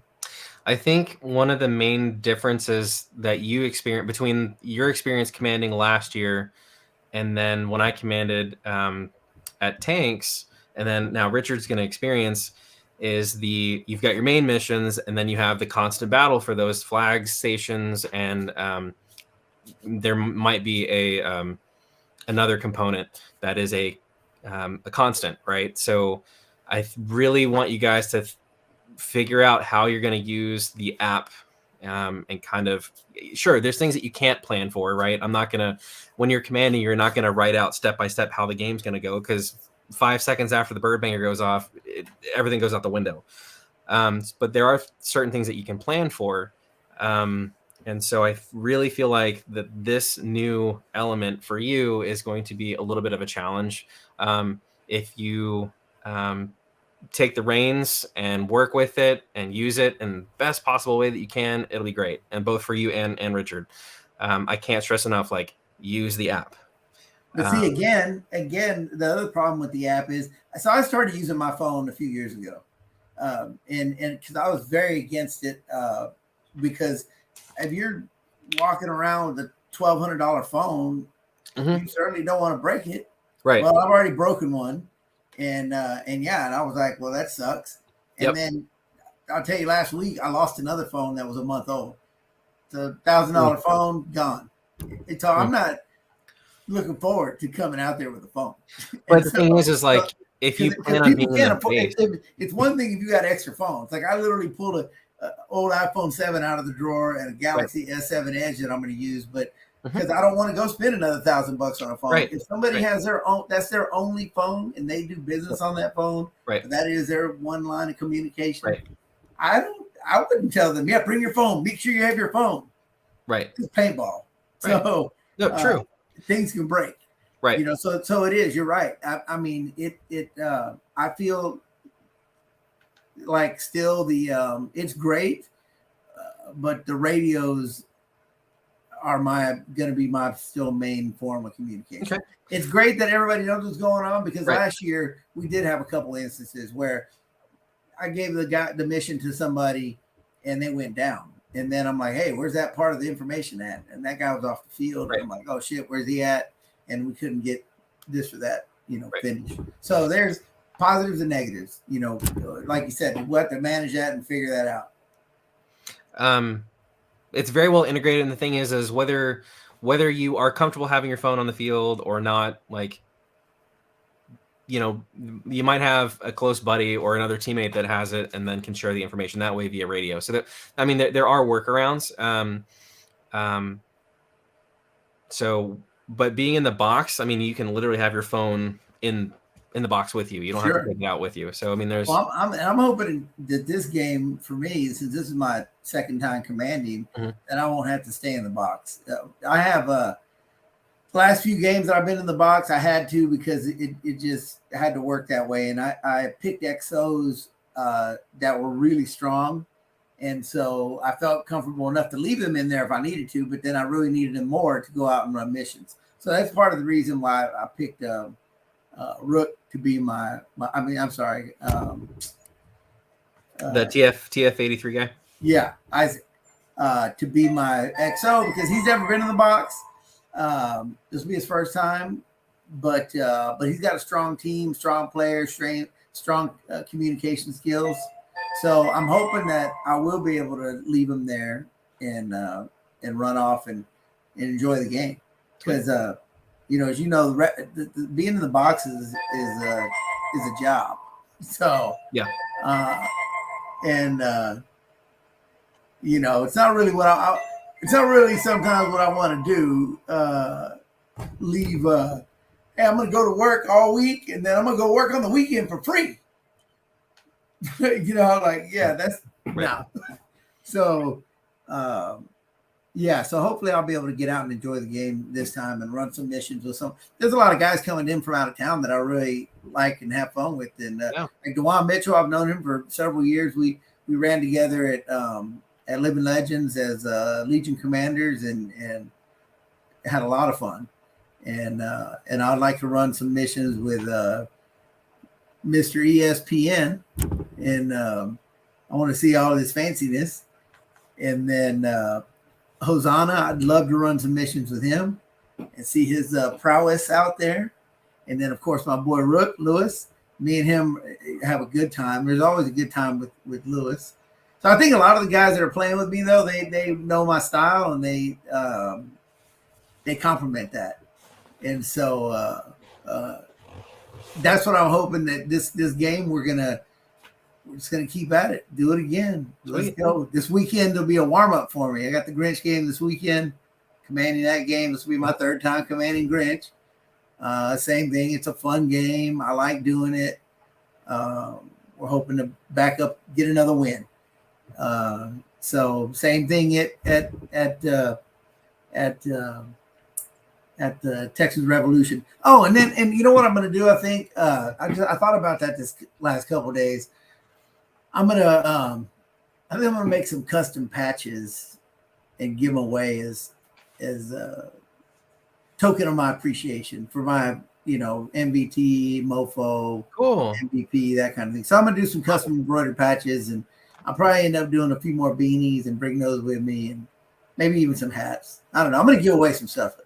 Hey, actually, I've been wearing that beanie most of this entire winter break. The Texas Revolution, dude. Nice. It's comfy. It kept my head warm, both on the field and at the real pew pew range. Yeah. But so if you're bringing those, definitely grab one because they are. Yeah, I think I thought about it today, and I should have done it already. But I'm gonna digitize our logo, the San Jacinto logo. So it'll be specific for our side, and cool. And I'll probably do like 100 stickers, and so give everybody a sticker. So you're gonna keep the red team warm and the blue out in the cold. Yeah, just so we'll have some swag to throw around, just have some fun with it. All right, cool. So yeah, I'm looking forward to it. I'm looking forward to my opponent Richard too. He's a Marine, so you got the sailor, the seaman as they like to call us. Versus the Marine, the crayon eater. So it should be good. Hey. Oh, you were a grunt? Hey, I'm better than a grunt. I was a Ford observer. Okay. Hey, no, but much respect. I've got a couple Marines on my team. Oh, cool. Yeah, I don't know why I thought you were a Marine. Well, you know what? That makes me respect you 10 times more, though. The founder of our team was a grunt. He was actually a Ranger. Okay. So he was. Go Rangers! There you go. And my brother and my dad are retired Army, or not retired, but they served in the Army. So what happened to you? Why'd you go Marines? No, I was a Navy guy. Oh, you Navy guy. Okay. I wanted to actually do something, so I was a search and rescue swimmer in the Navy. Oh, sweet. So that's where you get that's where the background comes from. You're coaching the swim team. Okay. Right. I was a rescue swimmer, and then I got guys ready to go to search and rescue school. So I'd train them up. So that was my job. Once I became a rescue swimmer, I'd go work out every morning with the recruits before we'd send them off to school, because the ratio, the attrition rate was crazy. I mean, 30 people would go to school and only 8 or 9 would graduate. So I had a lot of experience. I just happened to be at the right place at the right time. I got a shitload of saves. They would send me out temporary duty to other ships and that needed to get those quals done. And so, I was on a bunch of different ships. My ship, I did all kinds of stuff. I was a master helmsman. I drove our ship in and out of port. Do you ever spend any time in Hawaii? No, I was on the East Coast, so I did Africa. Middle East, the Mediterranean. So I did a lot. Yeah, that's where my brother spent most of his time in Oh, Mediterranean. Westpac. Yeah, I was in the Pacific, Hawaii. Our Nice. main job was Korea, Japan, Australia, Thailand, Korea. Yeah. We did I did a bunch of drug ops down in the Caribbeans. Okay. Yeah, we actually did a lot of patrolling down there. We pulled over boats and literally got drugs off the ships and towed them in. It was pretty wild, man. So the real question is, are you going to wear your Speedo to this event or what? Man, I would, but I don't know if y'all want to see that. No. Is that a penalty right there? That's a shots fired. I do wear short shorts though. A lot of people are like, man, why do you wear short shorts? And that's what I'm comfortable with. I'm the same way. I'll start out with my jersey, pants, and all that. Yeah, man. We're the older guys, man. We gotta let our stuff relax and flow. And hey, they don't know what silkies are. Shorts. Yeah. You wore the silkies. I had my GT shorts as a rescue swimmer. I had those nice 4-inch inseam shorts. But when you wore those, when the shorts that I had, if you wore those on base, only divers, EODs, and SEALs wore those, and rescue swimmers. So when you're running through base with your UDTs on, people they're like, "Oh man!" Automatically, they know who you are, right? Yeah. And I was like a peon, man. When I made search and rescue, I was only E2, so big chip on my shoulder. E2, yeah. Okay. And I got out as an E4, and like I said, I got like 130 saves or something like that. It was a bunch. Yeah. But so it's. Well, thank you for your service. No, thank you. No matter I volunteered. Thank you for your service. Yeah. I always tell people I volunteered to go. So what am I going to do? Well, speaking of volunteering, we got Richard Mathers volunteering to be the blue commander. So let's say bye to Phil. Yeah. Everyone say bye. Thanks, Phil. Appreciate it. Bye. All right. So, Richard, tell us, were you always a MagFed player? What got you involved? No.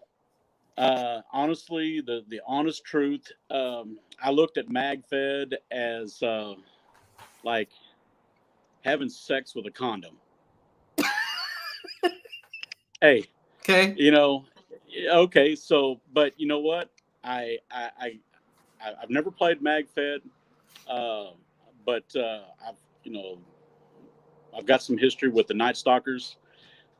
They've played for me as an XO. They played for me as a commander, and they keep telling me, "Hey, man, come on out," and I keep saying, "I'm going to come out. And then I got the offer to be a commander, so I'm coming out, and I'm looking forward to this. I've seen all the videos. I've seen all the props that they've used in the past. Mm-hmm. This is going to be an exciting event. I'm looking forward to it.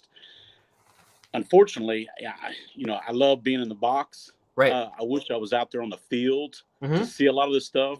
Yep. But I've got a really good XO. I've got a lot of confidence in Austin McMillan with Hit Squad. He's actually a local to the Austin area. He knows the field inside and out. He goes there often enough. You've probably seen him out there. Mm-hmm. Yep. So I'm really happy to have him. Great. So yeah, man, it's I'm looking forward to this. So outside of just the communication of back and forth between you and the Nightstalkers, what enticed you to actually command? Well, actually, I kind of got thrown into it by my own crew. Okay. Yeah, so they kept pushing me to command. I've had several offers in the past, and I've kind of turned them down. I just felt like there's a lot of people out there qualified, but after doing it the first time, well, actually, I started out as an XO, and then commanded, and then XO the last event I think was Red Dawn this last fall with Jed Dupree with Foxton. Had an awesome time out there. But it's in my blood now. I love it. I love being in that stressful moment, being in the box. I recommend to any player that's thinking about being a commander, or an XO. I would recommend starting out as an XO, learning, and then becoming a commander. And so if you get an opportunity, take it, jump on it. It's an awesome experience. Not only just the experience, but you learn more about the game as a commander or as an XO than you do as a player. As a player, you're just out there running and gunning. You're running missions, capture the flag, whatever, just throwing paint. But as a commander or an XO, you actually see the behind the scenes experiences. You see what's going on, and how the game is actually really played and how things go. So yeah, you really get a different perspective and appreciation for a paintball event, especially a well-organized paintball event. So, well, you're going to experience a well-organized paintball event. So for sure. I'm definitely looking forward to that.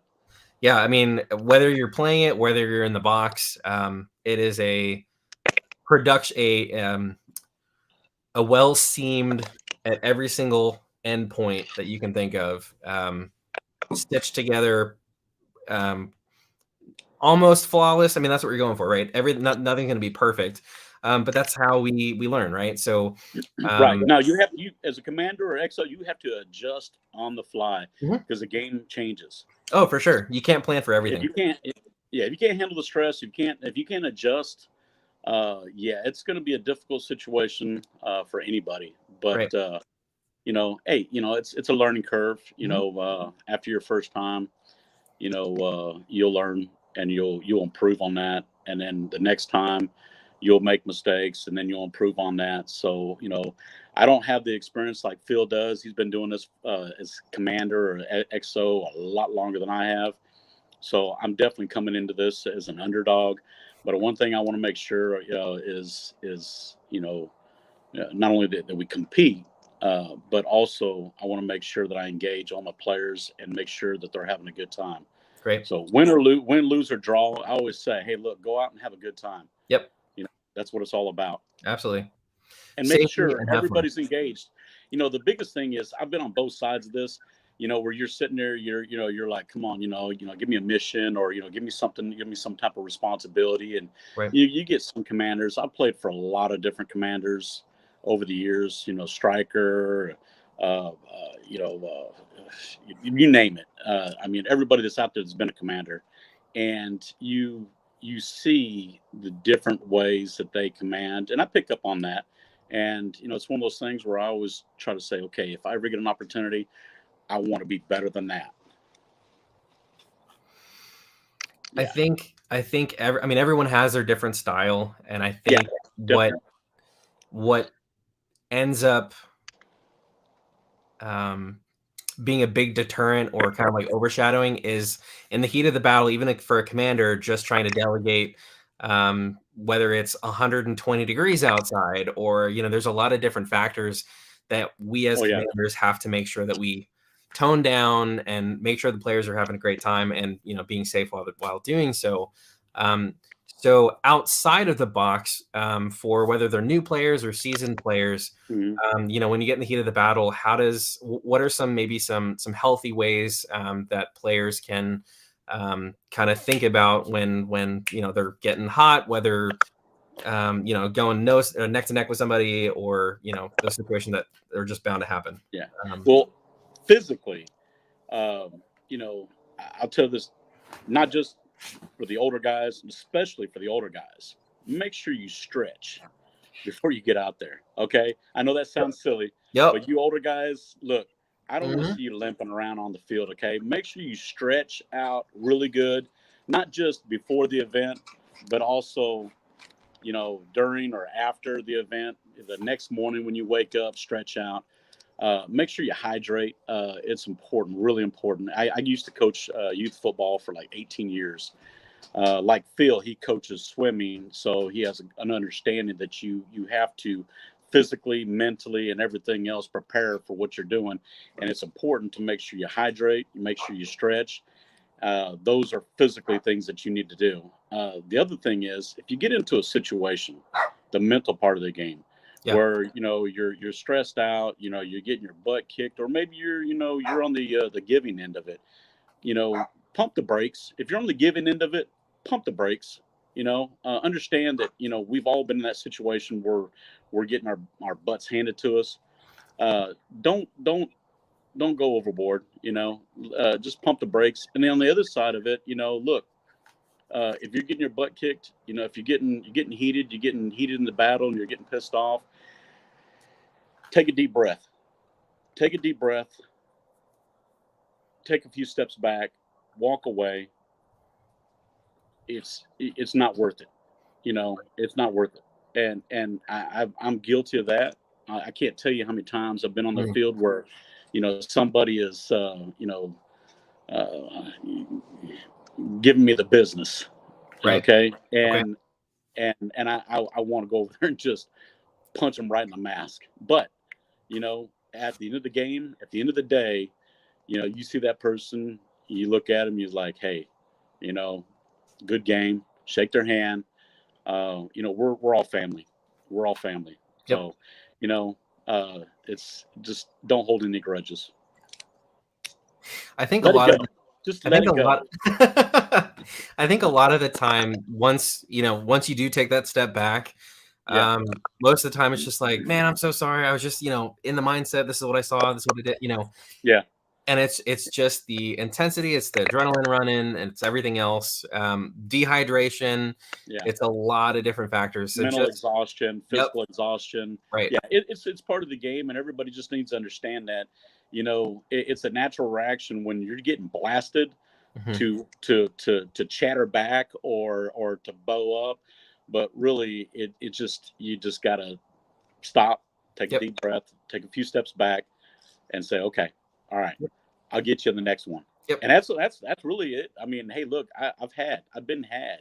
Okay, I've been destroyed, and I'm like, I'll just look at him like, okay, I know who you play for. I recognize the jersey. I'll be back for you. And then you know what? You come back and you go back to the hospital. You sit out for a few minutes, get you some water, and go back on the field. Go find them, and give them the business back in a safe way, in a nice way, in a competitive way. But yeah, do your thing. Yeah, Luis was saying he met Josh Stern, one of the nicest guys in the world, on a heated situation. Shook hands after it. Now he loves him. Josh Stern. Yeah. Yes, man. I'm so disappointed that he jumped ship. I thought for sure he was going to play for Blue Team. We talked, and he told me he had to switch sides because he's got family and friends over there on the red team. But yeah, that was definitely a loss right there. But I've got some really good guys. Like I said, I've got a good XO, and I've got some guys that have played the event. They know it well, and I'm definitely going to lean on them. I would call them, like, military terms, my lieutenants. So I'm definitely going to lean on those. People like Alan Gilbert, people like Frank Cast, and several others. Great. I think, obviously the recruiting process is really, really important. So now that we're in the final weeks of getting everyone together, make sure you guys are still recruiting, still advocating for the game, because number one, we already know the field is the bucket list field. Two, it's a great scenario. It doesn't matter what your play style is. This is the middle ground. So yeah, suck it up if you are a pod dumper. Just suck it up. You'll enjoy it. There's paintball to be had at the flag stations and other missions. There's plenty to do for the scenario. So I'm really looking forward to it. Are there any last questions? I'm going to go ahead and bring everyone back on screen. So Rook, if you want to, stop eating that pasta or whatever it is that you're eating. Hey, did you bring enough? Oops. Everyone that's here. So do you guys have any last bantering? Any last bantering? Any last questions? Apparently, Alan Gilbert is a beast. Yeah, he is. Yeah, he is. I've an animal. I think I've only gotten to play with Black Tree one time because they want to play against us so they can give me the business. So it's always fun. I'm glad he's playing for you. I promise you, Well, he's going to be putting pressure on. Yeah, I hope he turns up with a bunch of his crew, because I know you're bringing NNK over there. But that's okay. I've got a huge squad of misfits just for NNK. So Yeah. hey, All right. all right. We love it. Yep. Okay. So I think one of the things that Richard, that you brought up was I'm losing my train of thought. I completely lost my train of thought. Hey, I have some questions for the promoter. Yeah, go ahead. So are we gonna? Because I didn't look at. I don't think I've looked at all the details that have come out. But are we gonna have a fall again? Yeah. So forward operating bases are like a permanent Okay, it's mechanic of the permanent. game. Okay. Right. Yeah. So And then are you gonna do? Are you gonna also do the? What should I call them? The handicap points. Like if I choose to use, I want to go drop this WMD, but it's going to cost me 150 points. So there are what we call strategic ordinances. That is another game mechanic, right, where you can purchase on-field advantages. And we try to make it so that I've been to events where it's like some sort of like invisible nuclear bomb, and so that like, you earn the hard right way, like paintball. You earn an objective location, and then some referee's like, "Oh, a bomb was dropped over here. You're all dead," and it's like, what? So we try to make sure that our strategic ordinances are not, I don't know, like make believe. I guess, does that make sense? Tactical, right? Yeah. They're actually like like tactical. I guess that's the way to put it. But yeah, it's all in the rules packet.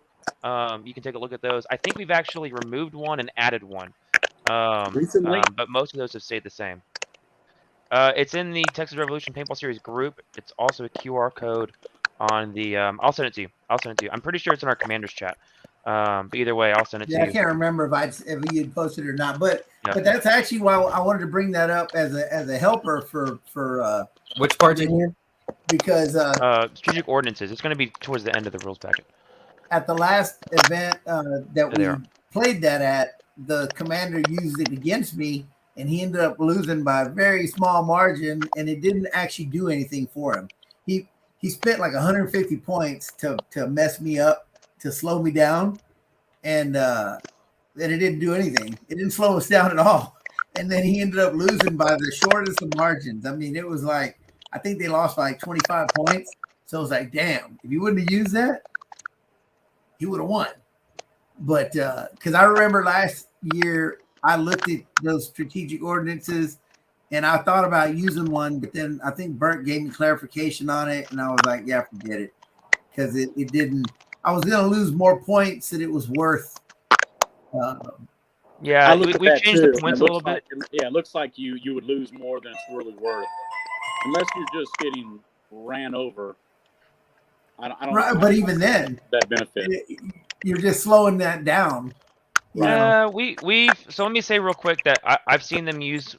I've seen them use 25-point difference. Wow, close. You know, and they were effective, right? So like if a mission's worth 150 points, and you spend, 15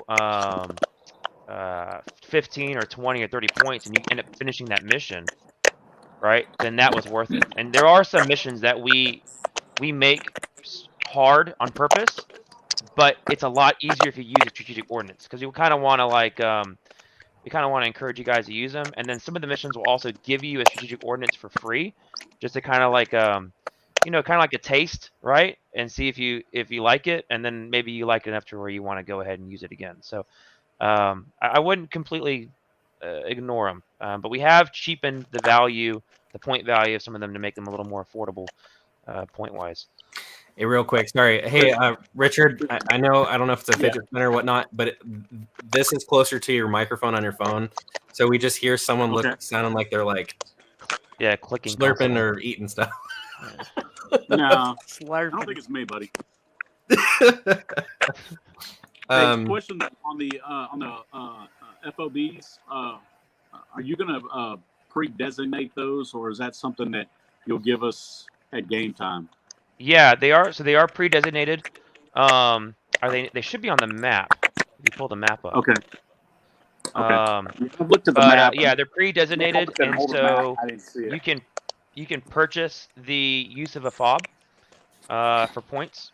But also they let's say, so you mentioned briefly before, like if you're getting like kicked in by the other team, right, and you're getting pushed into your HQ, the fob will automatically act like so. After 5 minutes, as soon as referees see that players cannot leave their HQ without getting shot, they can't even get to the closest objective location or closest location on the field without getting shot, a 5-minute timer starts. If there's no change in that situation for 5 minutes, then as in like the team, the defending team can't earn their way, they can't work their way out of that situation. A fob will automatically activate pretty much on the other side of the field, which will immediately rebalance the field because you're going to have who is making that noise? I think it's Richard Mathers.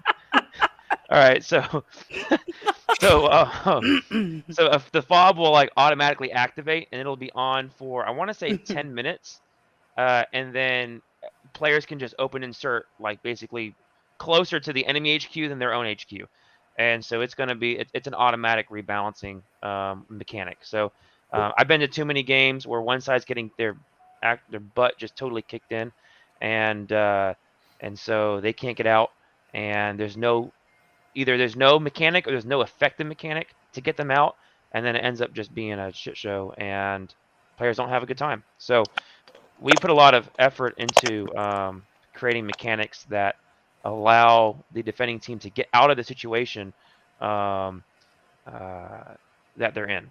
So because we don't want and you know, in my experience, like if you're the attacking team and you've already pushed that other team in, you're probably gonna win those points.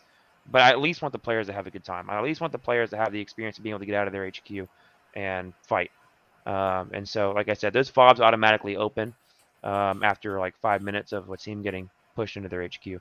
And then also we have a HQ perimeter for each team, and you cannot shoot into the HQ perimeter. So, you know, I can't tell you how many games I've been to where players they can't even tag their HQ without getting shot. And so we want to eliminate that as well. We want to have the HQ is a safe place for players to like not get shot and have an opportunity to just talk, regroup, and then get out. And so if players are caught intentionally shooting into the HQ, then they get judge punched, and you know we have a whole system for that. And that's a big deal there. I mean, that stops a lot of those heated fights. You know, it stops a lot of that, you know, that animosity growing. I mean, there's been situations where some of us find it fun. There's a few paintballers out there that we put one foot on that barrel and you just pick that gun up and you just close your eyes and you just start letting it rip. But I mean, a lot of people, they're tired of getting shot at that point, right? They're trying to back up. They're trying to tag back in and get back in the game. And that's difficult to do when that's happening. And then that raises that kind of frustration level up really bad. And that's where I notice a lot of things go wrong and awry. And I think it's a great job that you guys have that in place and understand that. Mm-hmm. Yeah, I think Richard was having some sound issues. Yeah. Well, cool, guys. Does anyone else watching have any?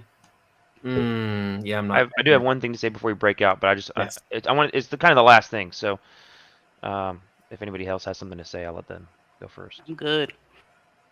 Phil? No, man, I can go all night. Richard, do you have any last comments before Christian says anything, and then we'll pop out? His mic's muted. Yes, I will unmute his mic again. Oh, they chose. So, Richard, if you, yep, there you go. Oh. So you didn't, Red, you didn't hey show guys, any. yeah, I live out in 6, so it may be me. Okay. I don't know. Okay. But, you guys are breaking up really bad. Okay. Appreciate you for being here. Yeah, thanks for being here. I'll just take Go Blue. Yeah. So yeah, Red, I thought Burke was going to show a couple of the props. There's some vials, but they aren't full of they're basically dish soap, right? He hasn't peed in them yet. Yeah. But yeah. The vials aren't. We're gonna put dish soap in last minute or whatever right before the game. But Wink. and then we have another one that is at another person's house, which it's just not at my house or Burke's house. So we're trying to get some of these other guys to spread the love when it comes to. I think that's what threw me off the biggest last game, because I didn't have a chance to go to any of the meetups, so I was blind going into the game as far as what props you guys had. Yeah. And I don't know if that would help or not, but maybe I should take pictures of them and put that on the meetup thing or whatever. Here's what you're looking for. Because that's a good idea. So I actually did that for my team. I actually made videos sitting here and literally went through most of the props. So that way, how I handled it was I wanted to make sure that there were more players that felt confident enough to handle whatever prop was there. Now, leading up into this game, our MagFed meetup, I think we were supposed to have with you guys running it. We got rained out, so that never happened. So the last time I've seen props was the last event. So I think a lot of us are going to be going in blind. I was going to say, the biggest thing that threw us off, the mission of the Morse code. So you had it was a black box, and it was a recording, I think, and it was Morse code, and we had to decipher it. Yeah. But we didn't even know what we were looking for. So people would pass by it, and then finally to find the actual box. Yeah. Okay. Yeah. And so we had no clue what we were looking for. So I finally, Mayhem picked one up, brought it to me. Hey man, is this it? And I was like, I don't know. Is it? And I think I had to ask my base ref, hey, is this what I'm looking for? Because again, that's the hardest thing about being in the box. Right. I'm like, I'm not out there. So I have to rely on everybody telling me stuff. And I'm just like, man, where's I need my experienced players. And and it was so yeah, I think that was a challenge. That was the biggest challenge. I mean, that's always going to be a challenge, right? So there's always going to be a time where you know that you can do whatever mission that you're handing out, but you have to be able to delegate that and figure out who you can trust, who gets it done.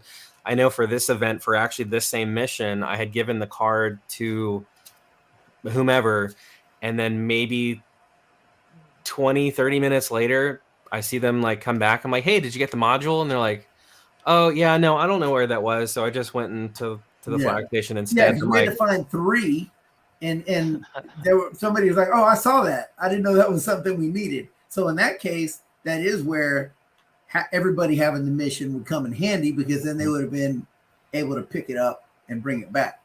Right. And so by the time they reported back to me, oh, it's over there in that building. And the enemy had that building. So just like Ozana brought up, you can take pictures and send it through GroupMe. And that was also super helpful. It's like, hey, is this it? Yep, grab it. Good. Yeah. One of the things too is when I wrote, because I just finished writing all the mission cards, I'm putting little descriptions of the prop, what it looks like. The prop for this mission is blank, blank, blank, blank, blank, right? And a little description of the prop. So that way players have an idea of, what to look for. It's not just a module could be, you read module, what the hell is a module? What does that look like? So at this time, it's going to be like an actual description. And I don't think the missions were too tough. We just didn't have enough time. Yeah. The time, and you gave us, there were like 1.5 hour missions, but maybe for that game, not enough players to keep everything rolling. Okay, I can't have 5 guys just trying to get that thing done because I need them over here. So I don't think anything was too hard. I think y'all are just, for one, y'all were just wanting to be clever and different. So like the one with the metal detector, it's surprising how many people don't know how land navigation, not even basic land navigation. Right. So when you're like, go west and find, and they're like, west, where's that? East. So you maybe gave us too much. For me it's easy, but I'm like northwest, isn't that? Maybe y'all don't know. Kanye's kid, northwest. It looked like a simple mission to me. but they came back. Oh, I couldn't get it done. I couldn't find it. So those times where I'm like, what the hell? Who are you? Why did you take the mission? But what was the other one? The one that really threw us off was the very first one, because I didn't know you were going to go that crazy with it. Was you put the wording in there about the polarization, and so we all thought it was the opposite, not meaning polar opposite, a polarized lens was needed to decrypt it. So Christian's like, we got to change that mission now. So I have to say that, like, enough time, and we didn't. I didn't have people that they didn't even bring me that back. So we're not even looking like, oh, we need a polarized lens. Hell, I could have put my sunglasses on and I probably would have been able to see it. Yeah. But it was a little over our heads, and that was the great thing that they've mitigated. They've kind of, I don't want to say watered things down, but they've made a lot of their missions and props not needing such a high IQ. Well, yes and no. Wrong with that. Yes and no. I mean, at that one-day event, I think it worked. You see them struggling for 30 minutes, and you let the ref tell them. You know what I mean? Oh, they've been struggling for 30 minutes. Go ahead and give them a clue. The one-day Rook was fine. Like everything. Yeah, I was gonna say it works really well at the one-day event. I watched people struggle. Right, I was at the forefront. I watched everything happen. I did the metal detector mission. So watching everything was really cool. Nah, bro, land nav, I got it. Don't even worry about it. Because he's closer to the ground. No, it's because I can read. Anyways, so stop. We're not doing that here. Anyways, so when we're doing these things, right, watching people struggle, but they struggle for a little bit, right? I don't think watered down is necessarily the right word. I think they took out some steps because it's very hard to do when you're fighting, right? You got to get the right people in front of that thing. Most of us took the field, right? My team and a couple other guys pushed that line out farther out, so you had the time to take these missions. And I think that's the hardest part, is trying to plan a mission that's going to take 15-20 minutes. All right, that's pretty long, but it's not really that long. Say it takes 15 minutes. Now try to plan in a perfect scenario where they're going to be able to fight and still continue and keep concentration on this and have enough time, right? But by you guys pulling out a few of those steps, I think, speaking strictly on the one-day event, I think the changes, the group me, the things you guys did there shined really well. And I was super impressed specifically with that event because, yes, Perkins was commanding, but I was behind Perkins watching him command. So I got to see everything kind of work out. I was on the channel watching him, give the words of encouragement. I saw the other kind of field commanders throwing in their 2 cents. Hey, I'm over here by this objective. I can get this now. If you send me 6 more guys, we push up a little bit and you get that objective. If you use those tools, the game flows extremely well. But it's just using those tools. Again, I keep saying it. I know there's a lot of like, Phil, I know you're old school and you like your radios, but I mean, damn it, I cannot tell you how quick things were happening because we were all over that chat. I mean, there's seconds. I'm like, well, what building? I'm like, I'm at 10. I can do that right now. Things are just happening right then and there. And I think that comes from me being in the military, because we use radios every single day. So to me, it's natural. The radio's faster than pulling out my phone and texting something. Right. But it's gonna be one versus the many. So it's like So and I mean, on top of that, you've also been doing this for a lot longer, right? So you're used to doing that. Cold hard, and this is how it happens. But I mean, no, not necessarily. I mean, we look with certain people like you, for instance, and other people that have my number. Dude, people literally text me, like, hey, I do it to you all the time. I have my phone out there all the time. Yeah, so I'm not against it at all. No. Getting everybody on board with the same thing. We'll see how it works. That's the hard part, right? It's either all radios and you communicate that, or it's all on GroupMe. I forgot his name. The guy you went against, Perkins, help me out here. Bull. Bull. He tried to do his own way with his own program, and I liked that. I think it was cool. He brought his laptop out there, and it was drones and all sorts of tech. But at the end of the day, I mean, communication kills. I mean, that's what it is. Yeah, we're definitely going to use both, because you're right. Communication, organization. That's all that. That's how you win. That's it. Kills. Yep. So, anyways, all right. Yeah, no, I mean, I can't stress enough how important and how much easier it made my job, just the GroupMe app. And then just to reiterate, if you don't have a phone, there will be paper missions. So don't necessarily need. Don't feel like we're forcing your hand to make sure you have your phone on the field. Yeah, I mean, I can see it already. At No, the like, you next can- event, it'll be Alexa, where's mission number 5? Don't say that in front of Berg. It might actually Alexa, happen. stop. Uh-oh. Hear that shit? My Alexa's going off. Cancel. Alexa, cancel.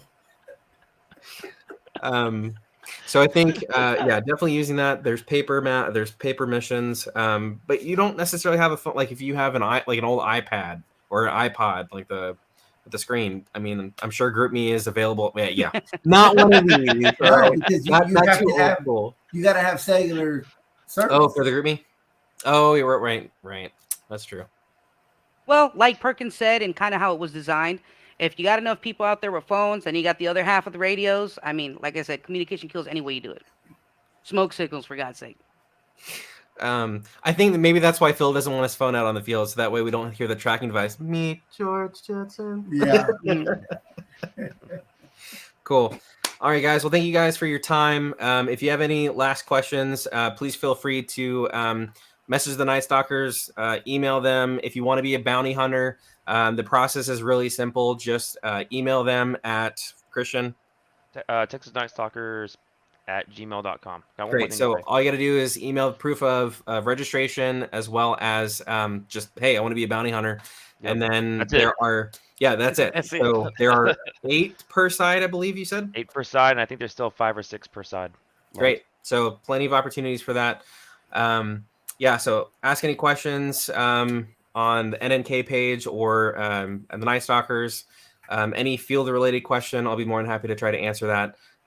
But in the meantime, make sure all of your gear, please test your gear before showing up. So if you run a T15 or a Milsig, anything not planned in clips. Anything not planned in right, clips. right. If you're running a Blizzard or a Takamo or bring my pistol something out, my from your planned in clips great grandfather's garage, test it, make sure it works. Because that'll also make Texas Paintball's job at the tech desk a lot easier. If it's Milsig, most likely your issue's the mag. Words of Doug Brown. So cool, awesome. If you guys are going to the Grinch this weekend, I will see you there. Wait, along with Christian. Go ahead. Oh yeah, one more thing. One more thing before. Okay, I just want to say my dream, and this is just my dream, is that scenario paintball, at least in Texas, moves away from the hands of individual producers and into the hands of teams. I would love to see more teams produce their own scenario games. If any team produces a scenario game, I don't care how simple it is, we will show up in numbers and we will support you. And the reason for that is it brings your team together. And especially every team has those guys that just they can't afford it seems like they can't afford every event. Well, they can afford to go to an event that they are producing because it's free. And so it's a great way to bring those guys out of the woodwork, maybe who haven't been around and playing in a while. It's a great way to raise some money for your team, so then you can offset the costs of going to events. So we've used some of that money that we've raised from the registrations, right? That we get a cut of those registrations. That has gone towards paying for paint at other scenario games, or it's gone towards buying canopies for the team, or it's gone towards whatever team projects, team whatever, right? We have team radios that we bought with some of the money. So it allows you to fund your team and offset those costs to play. It brings your team together, and at the end of the day, it keeps the money. Like all the money that we make, it's going back towards, most of that's going to go back towards playing other events and supporting other fields and supporting other producers. And so I'd love to see more teams create their own events, referee their own events, and then let's all just support each other. We're not taking the money and making our own personal zoo. We're putting that money back into the game. So shots fired. Well, Christian, now that you said No, that I think that's a little great peek idea. peek under the curtain here, you and me might need to be having some conversations later on. Yeah, and about that. if anybody wants to do this, and it looks like Hosanna mentioned that the Kingsmen are working on their own thing. Yep. If anybody needs any help, please reach out. I mean, we've learned a lot in this process. We will talk with you guys and let you guys know. I think that's a great idea. However, the only downside or problem I see, like you guys are doing it, and that's great, but I feel like these fields, they don't want everybody to know what's behind the curtains. They don't want everybody to know, well, what, a case of paint only costs $22 and you're charging me $75? You know what I mean? There's costs there that they don't want out in the wild.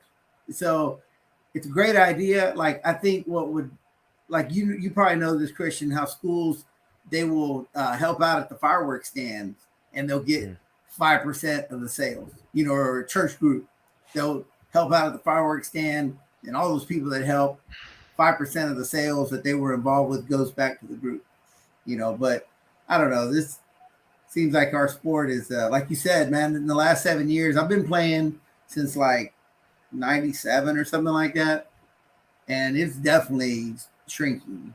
The scenario community is, I think speedball is still steady, but the scenario community seems to be shrinking. COVID didn't help that. You know, as people get older, priorities change, and it's harder and harder to get, you know, people recruits. If you're not out there, you can't recruit. Like, a lot of our guys are married, kids, all that. We don't go to the local stuff anymore hardly because we're too busy. So as you guys are going to find out, Perkins and Red, new family, your lives are changing. You know, it's not the same. My life is changed again, but so I made it through all that. You know, my kids, I'm an empty nester. I deal with my grandson now, but that's what I see. I see as my teammates, as they're getting older, as their kids are getting older, they're getting into sports. So they're not coming out to play anymore. Now they're going on that family vacation. Now they're going to that karate tournament. Now they're going to that soccer game, you know, whatever. Right. And paintball just gets thrown to the wayside, you know. So even for myself, eventually I'm being too old. I'm not going to, my swim team is huge. My swim team goes for 12 weeks. And if I started doing year round, they've been asking me to do year round, that'd be it for paintball. Bye-bye. You know, so it's just attrition. I don't know how we get more people in, because a lot of times people come in, like you said, they go to an event, they get the rental gear, the Tippmann 98, and then there's some guy over here with his Planet Eclipse, whatever, and he's just throwing ropes at him. And that guy's like, I'm never coming back. That was terrible. You know, so how do we get all those, you know, mean guys in check? Because a lot of guys think that that's fun. I roasted those guys, you know, and because I see that when I go to Sunday Fun Day at TXR. Oh, there's guys out there that just want to roast the noobs, and I'm like, man, that's terrible. you know, so well, luckily they're only few and far between. But I think the biggest, when it comes to family planning, whatever stage in life you are, you know, paintball is still and always will be a something that it's a financial expenditure or financial. Yeah, it's not cheap. It's not cheap. Right. So luxury hobby. You end up choosing what you want to go to, right? So, you know, I'm choosing to do less photography work at the Texas Revolution game because I thoroughly enjoy their event, right? So, you know, could I do more work? Absolutely, but I'd rather play because I enjoy their event. So, you know, you get to pick and choose, right? So, you know, if your financial situation has you as your, let me rephrase that. If your financial priorities will change, obviously, as your family changes and stages of life, whether you're, you know, getting old and senile, you know, play the games you remember. Or, you know, if you're young, new family, you still get to, you know, pick and choose what you can play. So I think that's kind of the bigger thing. Whether they're travel games, whether they're local games, or, hey, I've got like $100, let me go to the local field and just kick it for a couple of hours with whoever's there and build some new relationships. Because I can bet you the guys that are just roping on little kids, I mean, they're so few and far between. They're not going to have a good time. No one's going to be friends with them, and then they'll just kind of go out and leave. So, it's all about how we treat the sport. Everyone in the sport. Everyone says, "Oh, grow the sport," but I mean that genuinely. Like the next generation, like my kid, I hope enjoys the sport and plays it, so we can bond through that, just like Red and his future kid and maybe Burke's daughter, or maybe she'll help you guys write the missions or be involved in some way, shape, or form. But Phil, thank you so much for giving us your time. I know we've all had long work days, so I appreciate everyone's time. Phil, thank you. Christian, any last things about the game for? Registration is still open for places needed. So if you want to jump on and register, you can. You can go to TexasNightstalkersPaintball.com, or you can go to the fields page at txpb.com. Either way, the registration link's available there. Yes, and to piggyback on that, so if you are registering, I know you've missed the deadline for pre-registering, but if you are on a team that is currently already placed on whichever side, you will be moved to whichever team that you're on. And then at the end, when we get closer to the event, if teams need to be, the numbers need to be adjusted, the Nightstalkers will handle all of that. So, but anyway, looking for a great game. If you have any questions about the field or whatnot, ask me. And then if you have any questions about just the game in general, make sure you are a part of the Texas Revolution Facebook page, the event page. Everything's there, links, the media with the flyers and all that good stuff. I will check on the cost of the first strike rounds on the per bag, get that confirmed and clarified, and then I look forward to shooting at you and shooting with you. So, Rook, do you have anything last? Guys, see you this weekend at the Grinch. We're gonna have a blast at TSR. It's gonna be great. Santa all day. Can't wait to see y'all. Have a good night. Be nice to each other. All right, we are out. Roll that intro, baby.